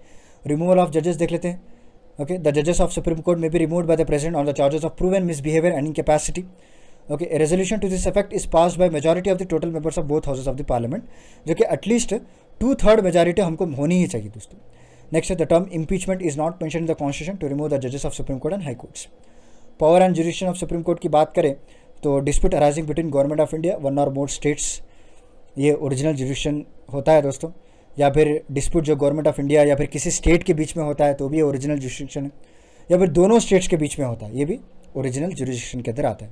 Next है हमारा appellate jurisdiction, the supreme court is the highest appellate court, okay. It hears against decision of lower courts, appeal जो डालते हैं ना higher courts पे वो भी सुनता है। The jurisdiction can be divided into 4 section, namely constitution, civil, criminal, और जो अपील करते हैं special permission.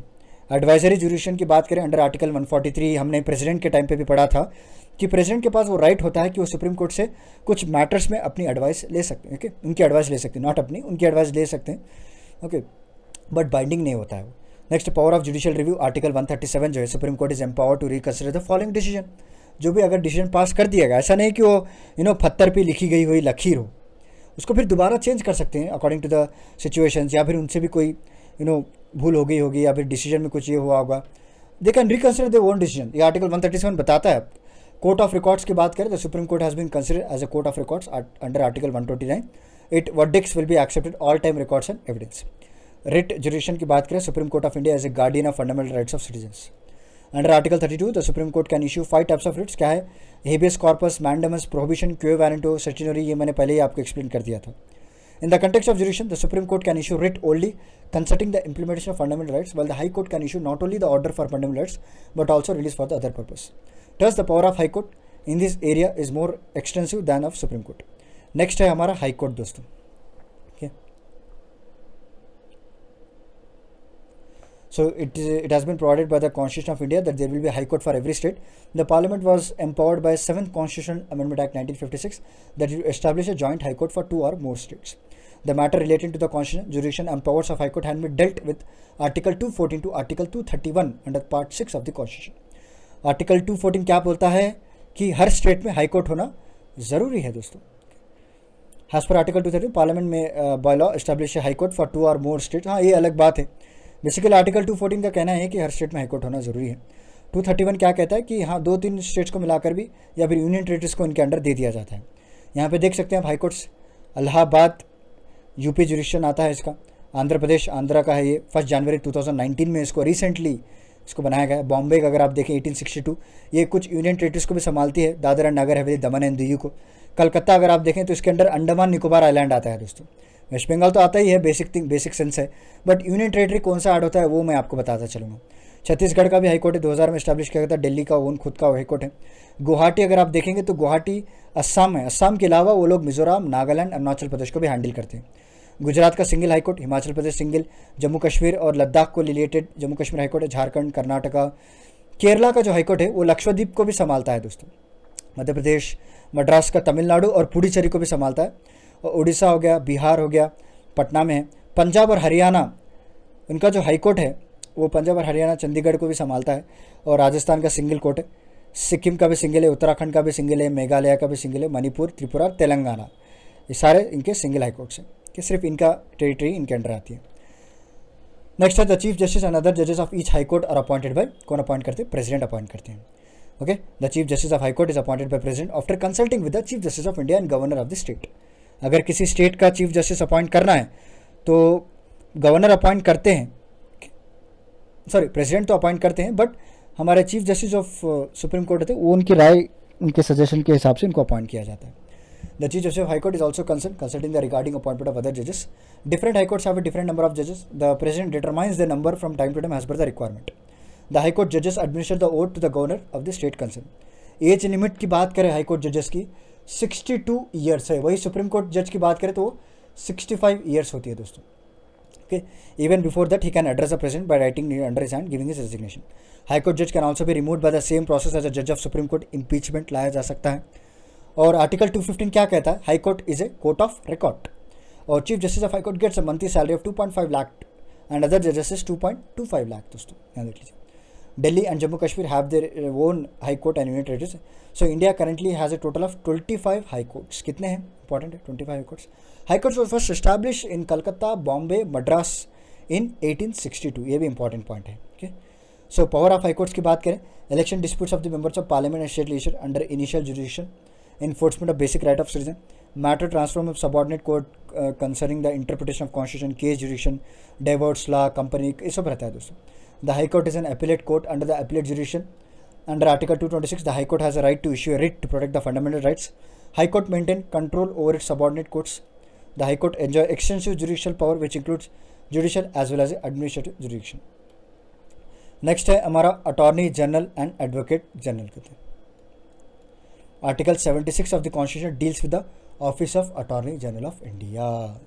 He is the highest law officer to the Government of India and his duty include advising the government on law related matters, performing such other functions. Under Article 76 Clause 1, a person possessing that classification या फिर qualification necessary for appointment to Supreme Court eligible for appointment as Attorney General by the President. Attorney General holds office during pleasure of President and receives such remuneration as the President may prescribe. He is neither a full-time legal advisor to the government nor a government servant. Attorney General has a right to heard in all courts in the territory of India. There is a Solicitor General also and additional Solicitor General भी होते हैं दोस्तों to assist the Attorney General. क्या क्या होते हैं? एक तो Solicitor General और additional Solicitor General. Next, Attorney General of India is not a member of Parliament. याद रख लीजिए. But इन्हों ये जो है प्रोसीडिंग्स में पार्टिसिपेट कर सकते हैं बट उनके पास राइट टू वोट नहीं होता है. आर्टिकल 88 बता रहे हैं. He enjoys all the privileges and immunities that are available to a member of Parliament under Article 105. The post of a Advocate General of India is provided under Article 165. याद रख लीजिए. Advocate general जो state के लिए appoint किए जाते हैं, attorney general जो सेंट्रल के लिए होते हैं. Advocate general 165 it's a supreme law officer होता है दोस्तों. The person having qualification of high court जजेस can appoint is advocate general of state. Advocate general holds office during the pleasure of governor. जैसा attorney general होते हैं उसी तरह से. ओके, और ये अपने स्टेट के रिलेटेड मैटर को कंसर्न रिलेटेड होते हैं. Though not a member of either house of the state legislature, advocate general has a privilege to address the proceeding. Same जैसे अटॉर्नी जनरल होता है, इनके पास भी राइट टू वोट नहीं होता है। एडवोकेट जनरल में attend and address the proceeding but can not vote. The advocate general perform all the functions assigned by the governor. Okay, और मंथली सैलरी यहाँ पे देख सकते हैं आप कितना कमाते। ओके, यहाँ पे देख लेते हैं CAG की जो 2,50,000 होती है और चीफ इलेक्शन कमिश्नर दोनों का सेम सैलरी होता है दोस्तों। नेक्स्ट हमारा controller and auditor general of India. ये थोड़ा मुझे पता नहीं क्यों हमेशा टंग ट्विस्टिंग दिखता है मुझे, जब से मैं प्रिपरेशन स्टार्ट कर रहा हूँ इसको प्रोनाउंस करने के लिए मैं तकलीफ ही पड़ रहा हूँ। Controller, okay. So an important post in the government of India is the Comptroller and Auditor General who controls the entire financial deals of government. As per the Article 148, there will be a Comptroller and Auditor General of India to be appointed by the President. He is a protector of the public money. He is an impartial head of government, India's audit and accounting system. He retires after being in office for 6 years or attaining age of 65 years, whichever is earlier दोस्तों। यहाँ देख लीजिए कितना है, 65 years तो होना चाहिए या इनका टाइम पीरियड 6 years होना चाहिए। याद रख लीजिए, ये टेन्योर पूछता है आपको, कौन सा आर्टिकल भी पूछता है, article 148। He is debarred from seeking re-employment under any post or of the government of India after retirement. Although he is appointed by the president, he can be removed from office following the procedure adopted in the case of removal of Supreme Court judge. His reports on account of central government to the president, which is then laid on the floor of parliament. He also reports on the accounts of state government and governor who send it to laid on the floor of legislature. Consolidated Fund of India की बात करें तो article 266 जो है एक provision है जो कि बनाया गया है for consolidated and public accounts of India. So money is spent after withdrawing from the Consolidated Fund of India only after appropriation bill is passed. Items of expenditure on Consolidated Fund of India as follows: President's salary, allowances and other expenditure on establishment, salary and allowances of the Speaker and Deputy Speaker, Lok Sabha Speaker and Chairman. बात करें salary, allowances and pension of judges of Supreme Court and pension of High Court judges. Comptroller and Auditor General of India salary, allowances, pension हो गया दोस्तों। और contingency fund की बात करें तो article 267 of the constitution empowers parliament and state legislature to create a contingency fund of India or state. This fund is constituted by a Contingency Fund of India Act 1950. Next important topic है हमारा, parliament तो हमने पढ़ लिया, अब तो state executive बचा है। लगभग सिमिलर रहेंगे, बस आर्टिकल्स का डिफरेंस रहेगा दोस्तों।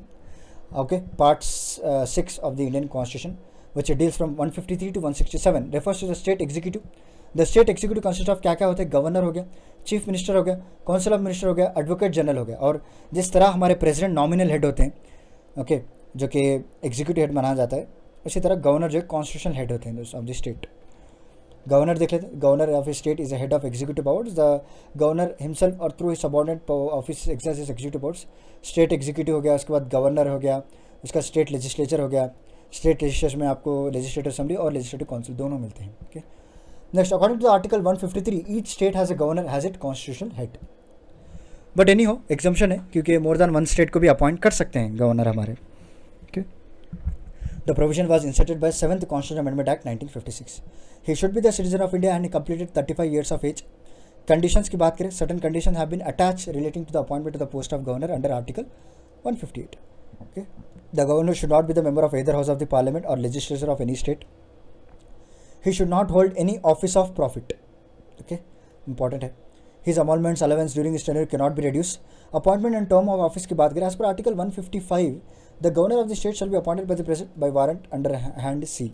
The governor appointed by the president for the terms of 5 years, और इनका governor जो है, he will hold the office during the pleasure of president. He may resign from his post by the address of the president. Okay, the governor is administered the oath of the office by chief justice of state concerned or his absence by the senior most judge of high court. Salary की बात कर लेते हैं, governor receives a salary of 3,50,000। President को कितना मिलती है, 5 lakh rupees मिलती है प्रेसिडेंट को। एंड नो अरेस्ट और criminal action, okay, order can be issued by the court against the governor during his tenure. याद है, और इनको एडिशनल सैलरी भी दी जाती है दोस्तों by the order of president जब आप एडिशनल चार्ज लेते हैं। Union territory of Delhi, Puducherry, Andaman Nicobar island, Jammu and Kashmir, Ladakh, there is a provision for the post of lieutenant governor in the place of governor. याद रख लीजिए। Next, there is a provision for the post of administrator in the place of governor in the union territory, जैसे कि चंडीगढ़, दादर नगर हवेली, दमन and Diu, Lakshadweep. The governor of Punjab is also the administrator of Chandigarh. ये point याद रखने की है आपको। Next, power and functions of governor की बात कर लेते हैं। एग्जीक्यूटिव पावर क्या क्या होते हैं, the governor appoints the chief minister and other minister on the advice of chief minister. याद रख लीजिए, सेम जैसा आप हमारा प्राइम मिनिस्टर जो एडवाइस करते हैं उसी तरह। Government can appoint chairman and members of state public service commission.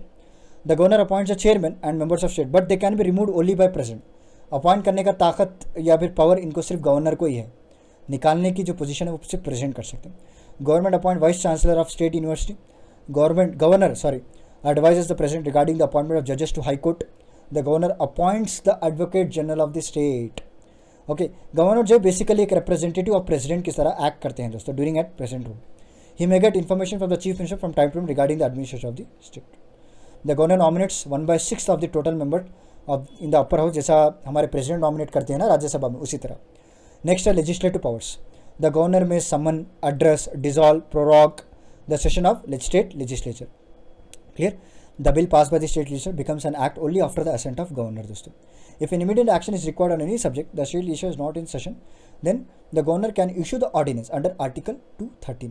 क्या मुझे आप बता सकते हैं, this is a homework for you, in fact मैंने इसी लेक्चर में आपको बताया था उसके बारे में, under which article the president can issue the ordinance.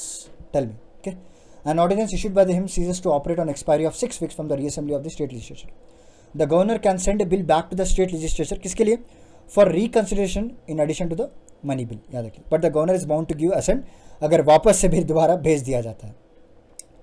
Next है हमारा according to the article 200 the governor give assent or withhold assent on the bill or may reserve it for the consideration of president.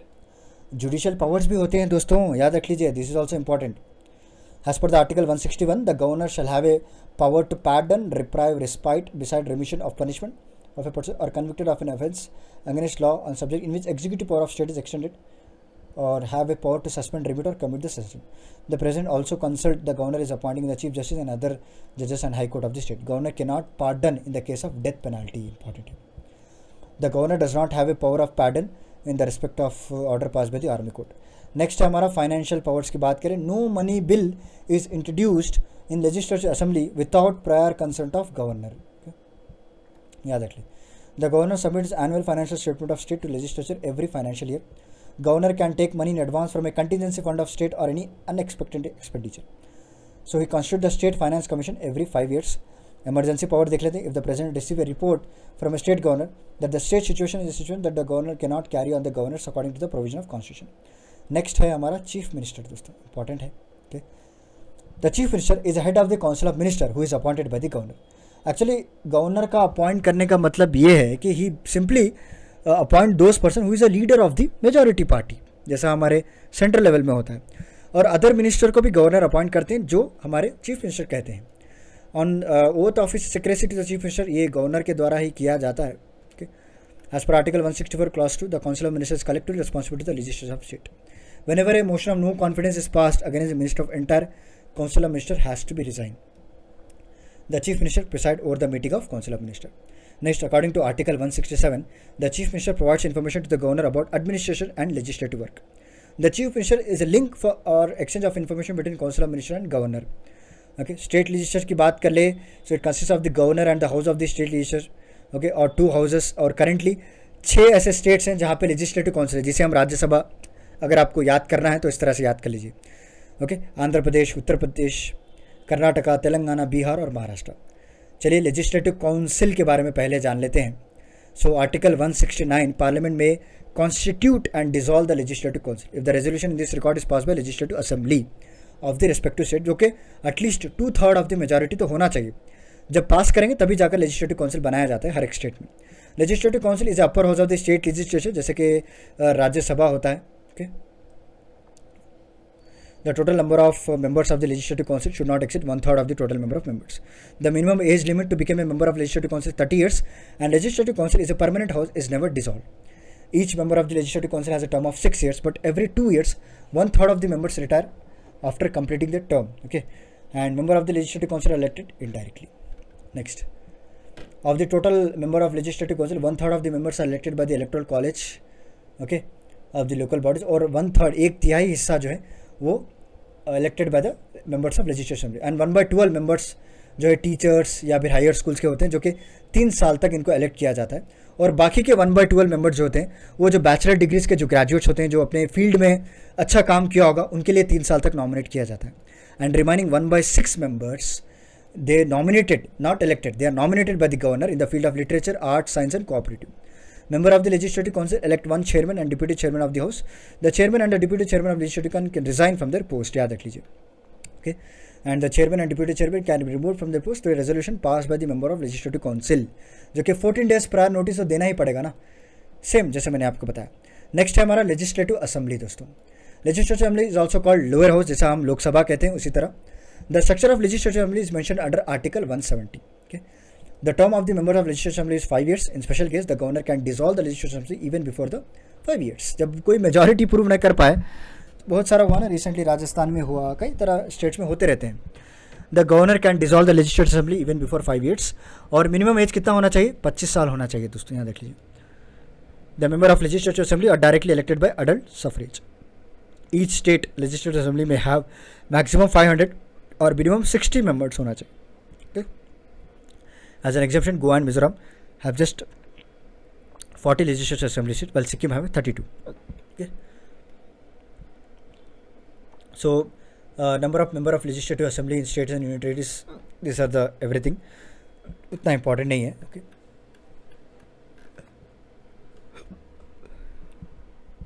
Next है, member of legislative assembly elect one speaker and one deputy speaker. Whether a bill is money bill or not decided by the speaker of is decided by the speaker of legislative assembly. जैसा same Lok Sabha में decide करते हैं. The speaker of the legislative assembly does not normally vote on any subject, but casting vote रहता है इनके पास. अगर tie हो जाए तो अपना वोट डाल सकते हैं. The speaker and deputy speaker of the legislative assembly may address each other and resign from their post by writing under his hand. The speaker and deputy speaker can be removed by the member of legislative assembly with a simple majority. और quorum होना चाहिए 1/10, same है दोस्तों. Functions and power of legislature की बात करें, the legislature has a right to make laws on the subject in the state list. याद रख लीजिए. The legislature also has a right to make laws on subject in concurrent list. When the law made by contradicts the law made by the parliament, the central law prevails over the state law. कोई भी law अगर parliament बना देता है already, तो उसके ऊपर फिर हमारा स्टेट भी बनाता है. ओके, बट एनी हो, अगर कोई इसमें कोई आगे चलकर कोई इशू हो जाए तो पार्लियामेंट का लॉ ही प्रिवेल होता है दोस्तों. At the beginning of every financial year, the annual accounts of state are laid on the table of the house by the finance minister of the state. Money bill is first introduced in the legislative assembly. Very very important. The money bill is sent to the legislative council only after it passed by the, और same 14 days का ही time रहता है. Same similar procedure है. और only elected members of legislative assembly vote in the election of president. याद रख लीजिए. और 1/3 of the members of legislative council elected by the members of legislative assembly. Next है national symbols of India. Very important है, कई लोगों को ये बेसिक चीज़ें भी पता नहीं होती. The top portion of emperor Ashokan lion pillar at Sarnath was adopted as a national emblem of India on 26 January 1950 by government. सत्यमेव जयते, ये जो कि देवनागरी स्क्रिप्ट में लिखा हुआ था. It's quoted from Mundakopanishad. याद रखिए, Mundakopanishad. National anthem Jana Gana Mana was adopted on the national 24 January 1950 by constituent assembly. Its author is Rabindranath Tagore. It has set singing time of 52 seconds, though it can briefly sung within 20 seconds. It was first sung at the Calcutta session of the Indian National Congress on 27th December 1911, presided over Bhishan Narayan Dhar. National song Vande Mataram इनको adopt किया गया था 24 January 1950. Okay, it was quoted from the Bankim Chandra Chatterjee, जो कि novel थी आनंद मात. पहली बार गया था 1896 session of Indian national Congress, presided by the रहमतुल्लाह सयानी. National flag was adopted on 22nd July 1947. Okay, in the tricolor, the saffron color is symbol of courage and valor, or while the white color symbolizes peace and truth, green color symbolizes a sign of prosperity. याद रख लीजिए. Next, in the middle of the white band is a circle within 24 blue sticks is taken from the Sarnath pillar. The ratio of the width and length of the flag is 2:3. Very important. National calendar हम लोगों ने adopt किया है Gregorian calendar. English calendar है, और Hindu calendar was adopted on 22 March 1957. Hindu calendar month Chaitra माना जाता है दोस्तों, which starts from 22 March and 21 March. Okay, एक साल तक time period. Tiger Panthera tigris has been declare as Indian national animal. Peacock Pavo cristatus, जो कि इनके साइंटिफिक नेम होते हैं. National bird of India. Ganges river is named as a national river. जो Ganges dolphin है, सूसू जिसे कहा जाता है, इनको नेशनल एक्वेटिक एनिमल माना गया है. Elephant has been accorded as national heritage animal status. Next, Panchayati Raj. Panchayati Raj is the third and lowest tier of the Indian political system for local self-governance. The provision of the Gram Panchayat as a rural body for local governance is mentioned under DPSP under Article 40. The 73rd Constitutional Amendment Act 1992 provides a constitutional status to Panchayati Raj under Article 243 from A to O under Part 9 of the Indian Constitution. Panchayati Raj was inaugurated by then Prime Minister Jawaharlal Nehru in Nagaur district of Rajasthan on 2nd October 1959. Okay, so Andhra Pradesh was the second state, whereas Panchayat Raj system of local governance was started in 11th October 1959. Okay, so the 73rd Constitutional Amendment Act provides for the formation of 3-tier structure, gram panchayat at village level, panchayat समिति at block level and जिला परिषद जो रहता है. States with a population not exceeding 20 lakh may not constitute panchayat at the intermediate level. Okay, these are the committees. Balwant Rai Mehta committee 1957 में आई थी दोस्तों. Ashok Mehta committee 1977 में बात किया था. जीवी के राव कमेटी आई थी उसके बाद 1985. एल.एम. सिंघवी कमेटी आई थी दोस्तों 1986 में, और पीएंग तंगन committee 1988. Okay, there is a 1/3 reservation for women at every level and the tenure of panchayat is fixed for 5 years. कितना? 5 साल तक, 5 years तक. It is mandatory to conduct election within 6 months of panchayat is dissolved before time. Panchayat have been empowered to make laws on total of 29 subjects mentioned in the 11th schedule, and panchayat have not been formed on the states of Meghalaya, Mizoram, Nagaland. Okay, only यहाँ पे tribal council चलते हैं. Next है हमारा topic का जो part है municipalities, part 9A, article 243P to article 243Z G कहा जाता है, and 12th schedule have been added to the constitution by 74th Constitutional Amendment Act 1992. It contains a provision for municipalities. Municipalities are of 3 types: नगर पंचायत, नगर पालिका परिषद और municipal corporation. 1/3 of seats और reserve for women. और municipality का भी जो term है इनके पास भी 5 साल का ही होता है. द म्यूनसिपल कॉर्पोरेशन पहली बार, very very important question, establish किया गया इन मार्च 1688. Next we have consolidated fund. Consolidated fund is covered by article 260 of the constitution. The fund cannot be withdrawn without the prior approval of the parliament. Okay, so salaries allowances of the constitutional officials including president are drawn from consolidated fund. This question has asked in the SSC also, remember this one. Next, a contingency fund. Article 267 of the Constitution of India has a contingency fund has been arranged. Withdrawal from this fund can be made under exceptional circumstances but not without the prior approval of the president. Next topic है हमारा central and state relation. Okay, under the Constitution of India, the powers are divided between the central and state in the legislative, administrative and financial areas. Central state relation can be understood from 3 perspectives. पहला जो है legislative relations हो गया, article 245 to 255 under the part 9 of the Indian Constitution. Next we have administrative relation under article 256 to 263. Okay, that is also part 9, and financial relation which ranges from article 268 to 281. In the 7th schedule of Constitution, 3 lists related to division of power between central and state: union list, state list and concurrent list. Union list क्या होता है? इसमें आपको वो सारे subject include किए होते हैं जिसमें सिर्फ पार्लियामेंट का हक होता है दोस्तों. पार्लियामेंट ही लॉ बना सकती है, जैसे defence, post communication, banking, foreign trade, foreign affairs, citizenship, सब कुछ. स्टेट लिस्ट एक ऐसी लिस्ट है जहाँ पे सिर्फ स्टेट का हक होता है, और टोटल आपको 66 सब्जेक्ट्स यहाँ पे है दोस्तों. और याद रख लीजिए, यहाँ पे यूनियन लिस्ट में आपको 97 लिस्ट है, जैसे कि public and order, police, health, local government etcetera. Concurrent list जहाँ पे दोनों भी अपना लॉ बना सकते हैं. ओके, दोनों भी जो है उंगलियां अपनी घी में रख सकते हैं. Central and state government can enact on subject covered by the list, and total 47 subjects हैं including population control, family planning, education, social economic scheme. So चलिए नेक्स्ट देख लेते हैं. In addition the residual list include subject that are not included in union list, state list and concurrent list. और central government enact law on this list. Residual list भी होता है दोस्तों. Power of parliament on the subject of state list की बात करें under article 249, if Rajya Sabha declare by the 2/3 majority of its member present and voting a subject in the state list as being important for national interest, then parliament can legislate on it. Okay, देखिए article 249 के तहत राज्यसभा को ये power दिया गया है, जब वो 2/3 मेजॉरिटी से एक इसको पास करते हैं, एक सब्जेक्ट को पास करते हैं. देखिए पार्लियामेंट भाई, आप इस सब्जेक्ट पे लॉ बनाइएगा, क्योंकि स्टेट वाले हैंडल नहीं कर पाएंगे, उनके पास उतना जो है पावर नहीं है. मतलब पावर तो है, उनके पास उतना अवेयरनेस नहीं है. आप उनको बना के दीजिएगा, मदद कीजिएगा जब राज्यसभा बोलने के बाद. एंड ये जो लॉ जब पार्लियामेंट बनाती है तो 1 साल तक वैलिड रहता है, and re enacted several times after 1 year. और after article 250 during an emergency parliament has right. जब इमरजेंसी लग जाए तो पार्लियामेंट खुद बोलेगा, भाई राज्यसभा तू बाजू बैठ जा, मैं खुद बना लूँगा सारे लॉज स्टेट सब्जेक्ट पे. ओके, तो इमरजेंसी के टाइम पे दूसरा खुद सारा कुछ डिफरेंट रहता है. नेक्स्ट है inter state relations. Under Article 253, the Parliament is empowered to make a law for entire territory of India or any part of thereof. Article 262 क्या कहता है? Provision have been made for settlement of disputes related to sharing of interstate rivers between 2 or more states. Article 263 क्या कहता है? The President can constitute interstate council. Okay, और its main function to coordinate between central and states among the states. और it was established in 1990 दोस्तों. Prime Minister and the 6 cabinet level minister nominated by him, जैसे कि chief minister, administrator of all state, ये सारा कुछ members होते हैं इसमें. और एटलीस्ट थ्राइस ईयर एक काउंसिल की मीटिंग होती है, इंटरस्टेट काउंसिल की. याद रख लीजिए ये आर्टिकल 263. नेक्स्ट है नीति आयोग. नीति आयोग जो कि इसका फुल फॉर्म है national institution for transforming India. इसको एस्टैब्लिश किया गया था 1 जनवरी 2015 under cabinet proposal. NITI Aayog replaced planning commission दोस्तों, फाइनेंस कमीशन नहीं, प्लानिंग कमीशन, याद रख लीजिए. The planning commission was establish on March 15, 1950 by resolution pass by union cabinet with Jawaharlal Nehru as a first chairperson, Gulzarilal deputy chairperson थे. इसके बाद अभी नीति आयोग बना दिया गया है, थिंक टैंक कहा जाता है. First vice chairman of the NITI Aayog was Arvind Panagariya. Currently vice chairman of NITI Aayog was Rajiv Kumar. CEO इसके कभी अमिताभ कांत जी होते हैं. The commission advisers central and state government on national international level.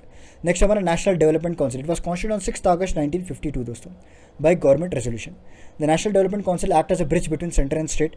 It is headed by the prime minister, chief minister and all states of Indian union and its member. उसके बाद आता है picture में finance commission. Under Article 280 of the Constitution of India, the President constitutes a Finance Commission every 5 years. Its function is to make a recommendation to the President for distribution of revenue receipts between center and states. Its chairperson and 4 members are appointed by the President. The first Finance Commission was constituted in 1951 with Mr. K.C. Niyogi as its chairman. और जो chairman of 14th finance commission Y V Reddy, अभी जो present चल रहा है NK Singh जो है finance commission. यहाँ पे आप लिस्ट देख सकते हैं. If you want you can take the screenshot. So next है हमारा public service commissions. Under article 315 of the constitution of India, a public service commission has been envision for a union and each of states. The chairperson and the member of union public service कौन appoint करते हैं दोस्तों? President. वही state का अगर देखें तो governor appoint करते हैं, बट निकालते हैं प्रेसिडेंट ही. Okay. The president has a power to determine the number of members of the UPSC, union public service commission. The term of the chairman and members of union public service 6 साल का होता है या फिर 65 years का होता है दोस्तों. यहाँ देख लीजिए 6 ईयर्स और 65 ईयर्स, जैसे CAG का होता है, राइट, ये computer auditor general. The chairman and the members of public service commission can be removed by president on the grounds of misbehaviour. The supreme court prepares inquiry report and recommends a removal. The chairman and members of state public service, अभी बताया ना मैंने, governor appoint करते हैं but निकालते हैं उनको president ही. इनका भी सेम टेन्योर होता है 6 साल, बट 62 ईयर्स यहाँ पे लिमिट लगा दी गई, यहाँ पे 65 years. The chairman and the member of state public service can be removed by president. Next under article 315 clause 2 की बात करें, joint commission can be arrange for 2 और more state. It is important to mention here that जो joint public service commission है statutory body है, it is not a constitutional body, याद रख लीजिए. The president and member of joint public service commission was appointed by the president. Next हो गया हमारा election commission साहब, जो कि बहुत इंपॉर्टेंट रोल प्ले करते हैं. सो पार्ट आई थिंक 15 है, right, of the Constitution deals with Article 324 to 329. They are the provision for the Election Commission, which consists of the Chief Election Commissioner and other 2 Election Commissioners appointed by the President. The Chief Election Commissioner can be removed from his post in the same manner as a judge of Supreme Court. Other Election Commissioner can be removed by the President on the recommendation of Chief Election Commissioner. According to Article 324, the Chief Election Commission is responsible to conduct the election to the both houses of the Parliament. याद रखिए. State legislation beside to the election of postal vice president. आपको पता है कि हमारे जो chief election commissioner के पास इतना पावर है कि वो बाहर देशों के इलेक्शन भी कंडक्ट करवा सकते हैं. हमारे जो अभी प्रेजेंट चीफ इलेक्शन कमिश्नर है, उनका नाम है सुशील चंद्रा, आपने सुना होगा नाम बहुत बार. तो उन्होंने क्या किया, रिसेंटली उज़्बेकिस्तान के जो प्रेसिडेंट इलेक्शन है वहाँ पे इन्होंने सुपरवाइज किया है. उनका उतना पावर होता है दोस्तों, जो शौकत अभी रिसेंटली इलेक्ट हुए हैं. सो स्टेट इलेक्शन कमीशन और responsibility for election to rural panchayat and urban local bodies. Salary allowances given to the Chief Election Commissioner and other election commissioner changed on the Consolidated Fund of India. The term of Chief Election Commissioner and other election commissioner is 6 years दोस्तों, याद रख लीजिए, या फिर 65 years, same जैसा CAG होते हैं. The Election Commission is a constitutional body, क्योंकि आर्टिकल में मेंशन किया है ना, तो कॉन्स्टिट्यूशनल बॉडी है. Preparation of voter list, granting recognition to political parties, allotment of election symbols, holding election, ये सारा कुछ इन्हीं की जिम्मेदारी होता है. और the election commission of India ये कब एस्टैब्लिश किया गया था? 25 जनवरी 1950. Provision of adult suffrage has been made under article 326. पहले 21 साल हुआ करती थी वोटिंग एज, बट 1988 में एक कॉन्स्टिट्यूशनल अमेंडमेंट पास किया था पार्लियामेंट में, जिसे हम 61st कहते हैं, जहाँ पे रिड्यूस करके 18 ईयर्स करते हैं. The number of currently recognize national political parties 8. Okay, तो this are the national political parties, you can see here. Sukumar Sen was the first chief election commissioner दोस्तों, याद रख लीजिए. नेक्स्ट है हमारा India's only women chief election commissioner भी बने थे, VS रामा देवी जी. उनका जो टेन्योर था 26 नवंबर टू 11 दिसंबर 1990 तक था दोस्तों. थोड़े टाइम के लिए इनको बनाया गया था chief election commissioner Rama Devi ji. Special provision देख लेते हैं. Provision for temporary and transitional and special provision has been made under part क्या बोलते हैं इसको 19 कहते हैं of the constitution. In the excess of the power conferred by clause of article 370 of the Indian constitution with clause 1, the president announce on the recommendation of the parliament जो कि from 6 August 2019, all the provision of article 370 will not be enforceable except the following provisions. Okay, namely 370, all the provision of constitution as amended at times without any modification exception shall apply. Okay, ठीक है, इनका कहना ये है कि article 370 जो है हटा दिया गया है, उनके प्रोविजन अभी no longer was applicable to the Jammu and Kashmir, और उसको मॉडिफाई करके ये लोग अप्लाई कर. Under article 370 there were original special provision with respect to state of Jammu and Kashmir was enforced. So special provision have been made in relation to other states Maharashtra, Gujarat, Nagaland, Assam, Manipur, Andhra Pradesh, Sikkim, Mizoram, Arunachal Pradesh, Goa. अभी तो article 370 revoke कर दिया गया है दोस्तों. ओके, स्पेशल प्रोविजंस कोई भी नहीं है वहाँ पे अभी. 370 provision with respect to Jammu and Kashmir, 71 special provision with respect to states of Maharashtra and Gujarat, 71A जो कि नागालैंड से डील करता है, 71B असम से डील करता है, 71C मणिपुर से डील करता है, और 371D जो है आंध्र प्रदेश और तेलंगाना से डील करता है दोस्तों. वही अगर आप 371E की बात करें तो सेंट्रल यूनिवर्सिटी इस्टेब्लिश करने की बात की गई थी आंध्र प्रदेश में. 71F की बात करें तो ये सिक्किम से स्पेशल प्रोविजन से डील करता है. 371G deals with the special provision with the Mizoram, and 71H is Arunachal Pradesh और special provision relation to state of Goa. जे की बात करें special provision in relation to the state of Karnataka. Important amendments is also very important. First amendment 1951 ninth schedule लाया गया था. 1 minute. Added to the constitution, the subject mentioned in the schedule was excluded from Supreme Court. 7th Amendment Act 1956, state were reorganized by its basis of language and first 3 categories was abolished and divided into 14 state and 6 union territories. 10th Amendment Act 1961, Dadra and Nagar Haveli है जो कि Indian union में act किया गया था. 11th Amendment Act 1961, election of president, vice president can be challenged on the basis of vacancies. 12th Amendment जब लाया गया था, first schedule of constitution was added to include Goa and Daman and Diu. उसका 13वां अमेंडमेंट एक्ट लाया गया था, special provision with respect to the Nagaland. And 14th amendment लाया गया था where legislature and council of minister arrange किए गए थे हिमाचल प्रदेश के लिए, मणिपुर के लिए, त्रिपुरा के लिए, गोवा के लिए, दमन एंड दीव और पुडुचेरी के लिए. क्योंकि इनके स्टेट्स फॉर्म हुई थे दोस्तों उस टाइम पे. 21st अमेंडमेंट एक्ट आया था, सिंधी लैंग्वेज इंक्लूड किया गया था, 15th language in the 8th schedule. 22nd amendment act 1969, creation of separate autonomous state of Meghalaya from Assam. 24th amendment act 1971, parliament can amend any part of the constitution. 31st amendment act 1973, जहाँ पे number of Lok Sabha की seats पहले 525 थे, 545 कर दिए गए थे, 525 to 545. 36th amendment act 1970, Sikkim was granted full statehood with the Indian union. 42nd amendment act 1976, the word socialistic secular integrity has been added. Part 4A added as a fundamental duties of citizen. The president was compelled to accept the advice of cabinet. 44th Amendment Act लाया गया था 1978 में, so empowered the president to send the bill back once for the reconsideration. In the context of national emergency, the word armed rebellion has also been replaced with the internal displacement. The right to property was abolished as a fundamental right, give the legal right. During the national emergency, the fundamental right Article 2021 cannot be suspended. 52nd Amendment Act 1985 की बात करें, under this Act there is a system disqualifying the members of parliament, state legislatures etc. 58th Amendment Act 1987 की बात करें तो authorized text of constitution made available in Hindi language. 61st आया था दोस्तों 1988 में, जो वोटिंग एज मैंने बताया था ना अभी जो 21 ईयर्स से 18 ईयर्स तक इंक्रीज कर दिया. 69th amendment act, the union territory of Delhi granted the national capital territory status. 70th amendment act, elected members of the national capital territory of the Delhi and also legislative Puducherry also included. 71st ये जो है Konkani Manipuri Nepali language act add किया गया था. 73rd को panchayat act किया गया था दोस्तों, 11 शेड्यूल लाया गया था. 74th में 12वां शेड्यूल लाया गया था. 84th में जो restoration of Lok Sabha state list 25 seats कर दिए गए थे दोस्तों दोबारा से 2026 में. 86 की बात करें तो we have added elementary education was accorded the status of fundamental right, और it was arrange 21 article 21 arrange कर दिया गया, ऐड कर दिया. आर्टिकल 51 ये ऐड किया, 11th ड्यूटी ऐड किया, बहुत सारे ऐड हुए. Article 45 was change under which the state will try to provide for free and compulsory education. उसका 91st अमेंडमेंट एक्ट आया था, it limits the size of council of minister which should not exceed 15%. 92nd आया दोस्तों, Bodo, Dogri, Maithili, Santhali language 8th schedule में add किया, और total अभी जो है 22 लैंग्वेजेस है, इंपॉर्टेंट है. 97th एक्ट लाया गया 2011 में, the right to form a cooperative society under fundamental right article 19, part 9B name cooperative society. 100 amendment act 2015, it deals with the land transfer between India and Bangladesh. और 101 लाया गया था GST, ये बहुत बार पूछा है क्वेश्चन. 102 लाया गया था constitutional status for national commission for backward classes. 103 लाया गया था provision of 10% reservation for economic basis of general category, EWS जो था. और 104 लाया गया था, it extend the reservation of seats for SC/ST in Lok Sabha and state legislature for 10 years. Okay, and जो 2 एंग्लो इंडियन सीट्स थे ना वो कम्प्लीटली अबॉलिश कर दिए गए. 105 लाया गया था, power of state government initiatives to identify specifically education backward classes. Okay, so this is a part 1 of the Ghatna Chakra general knowledge awareness part. Okay, जो बुक है हमने स्टार्ट किया था, ये पार्ट 1 है, जिसमें हमने polity we have discuss very detail starting from article 1 and you have included all the amendments also which was latest passed in the parliament. I hope you like the lecture. Please like and share and subscribe to our YouTube channel दोस्तों, ज़्यादा से ज़्यादा share कीजिएगा, like कीजिएगा.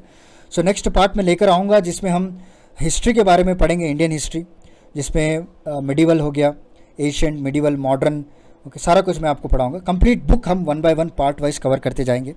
बस आपका काम यही है कि आप जो है इस लेक्चर को अच्छे से अच्छे देखिएगा, बार बार रिवाइज़ कीजिए और इस साल आप गवर्नमेंट एग्ज़ाम क्रैक कीजिएगा. और छोटा सा काम हम लोगों के लिए ये है कि आप इस लेक्चर को शेयर कीजिए, सब्सक्राइब कीजिए हमारे चैनल को, ताकि हम लोग जो मेहनत कर रहे हैं आपके लिए बुक्स में फ्री में कंटेंट प्रोवाइड किया जा रहा है, क्योंकि रात दिन हमको रिकॉर्ड करना पड़ता है ताकि आपको टाइम पे मिल सके लेक्चर्स. बस हमारी उम्मीद यही होती है कि आप कमेंट सेक्शन में आप हमारे लिए कुछ अच्छा लिखिएगा और ज़्यादा से ज़्यादा सब्सक्राइब और शेयर कीजिएगा हमारे चैनल को. तो चलिए मिलता हूँ मैं आपको अगले लेक्चर के साथ, कुछ इंटरेस्टिंग टॉपिक के साथ. तब तक के लिए धन्यवाद.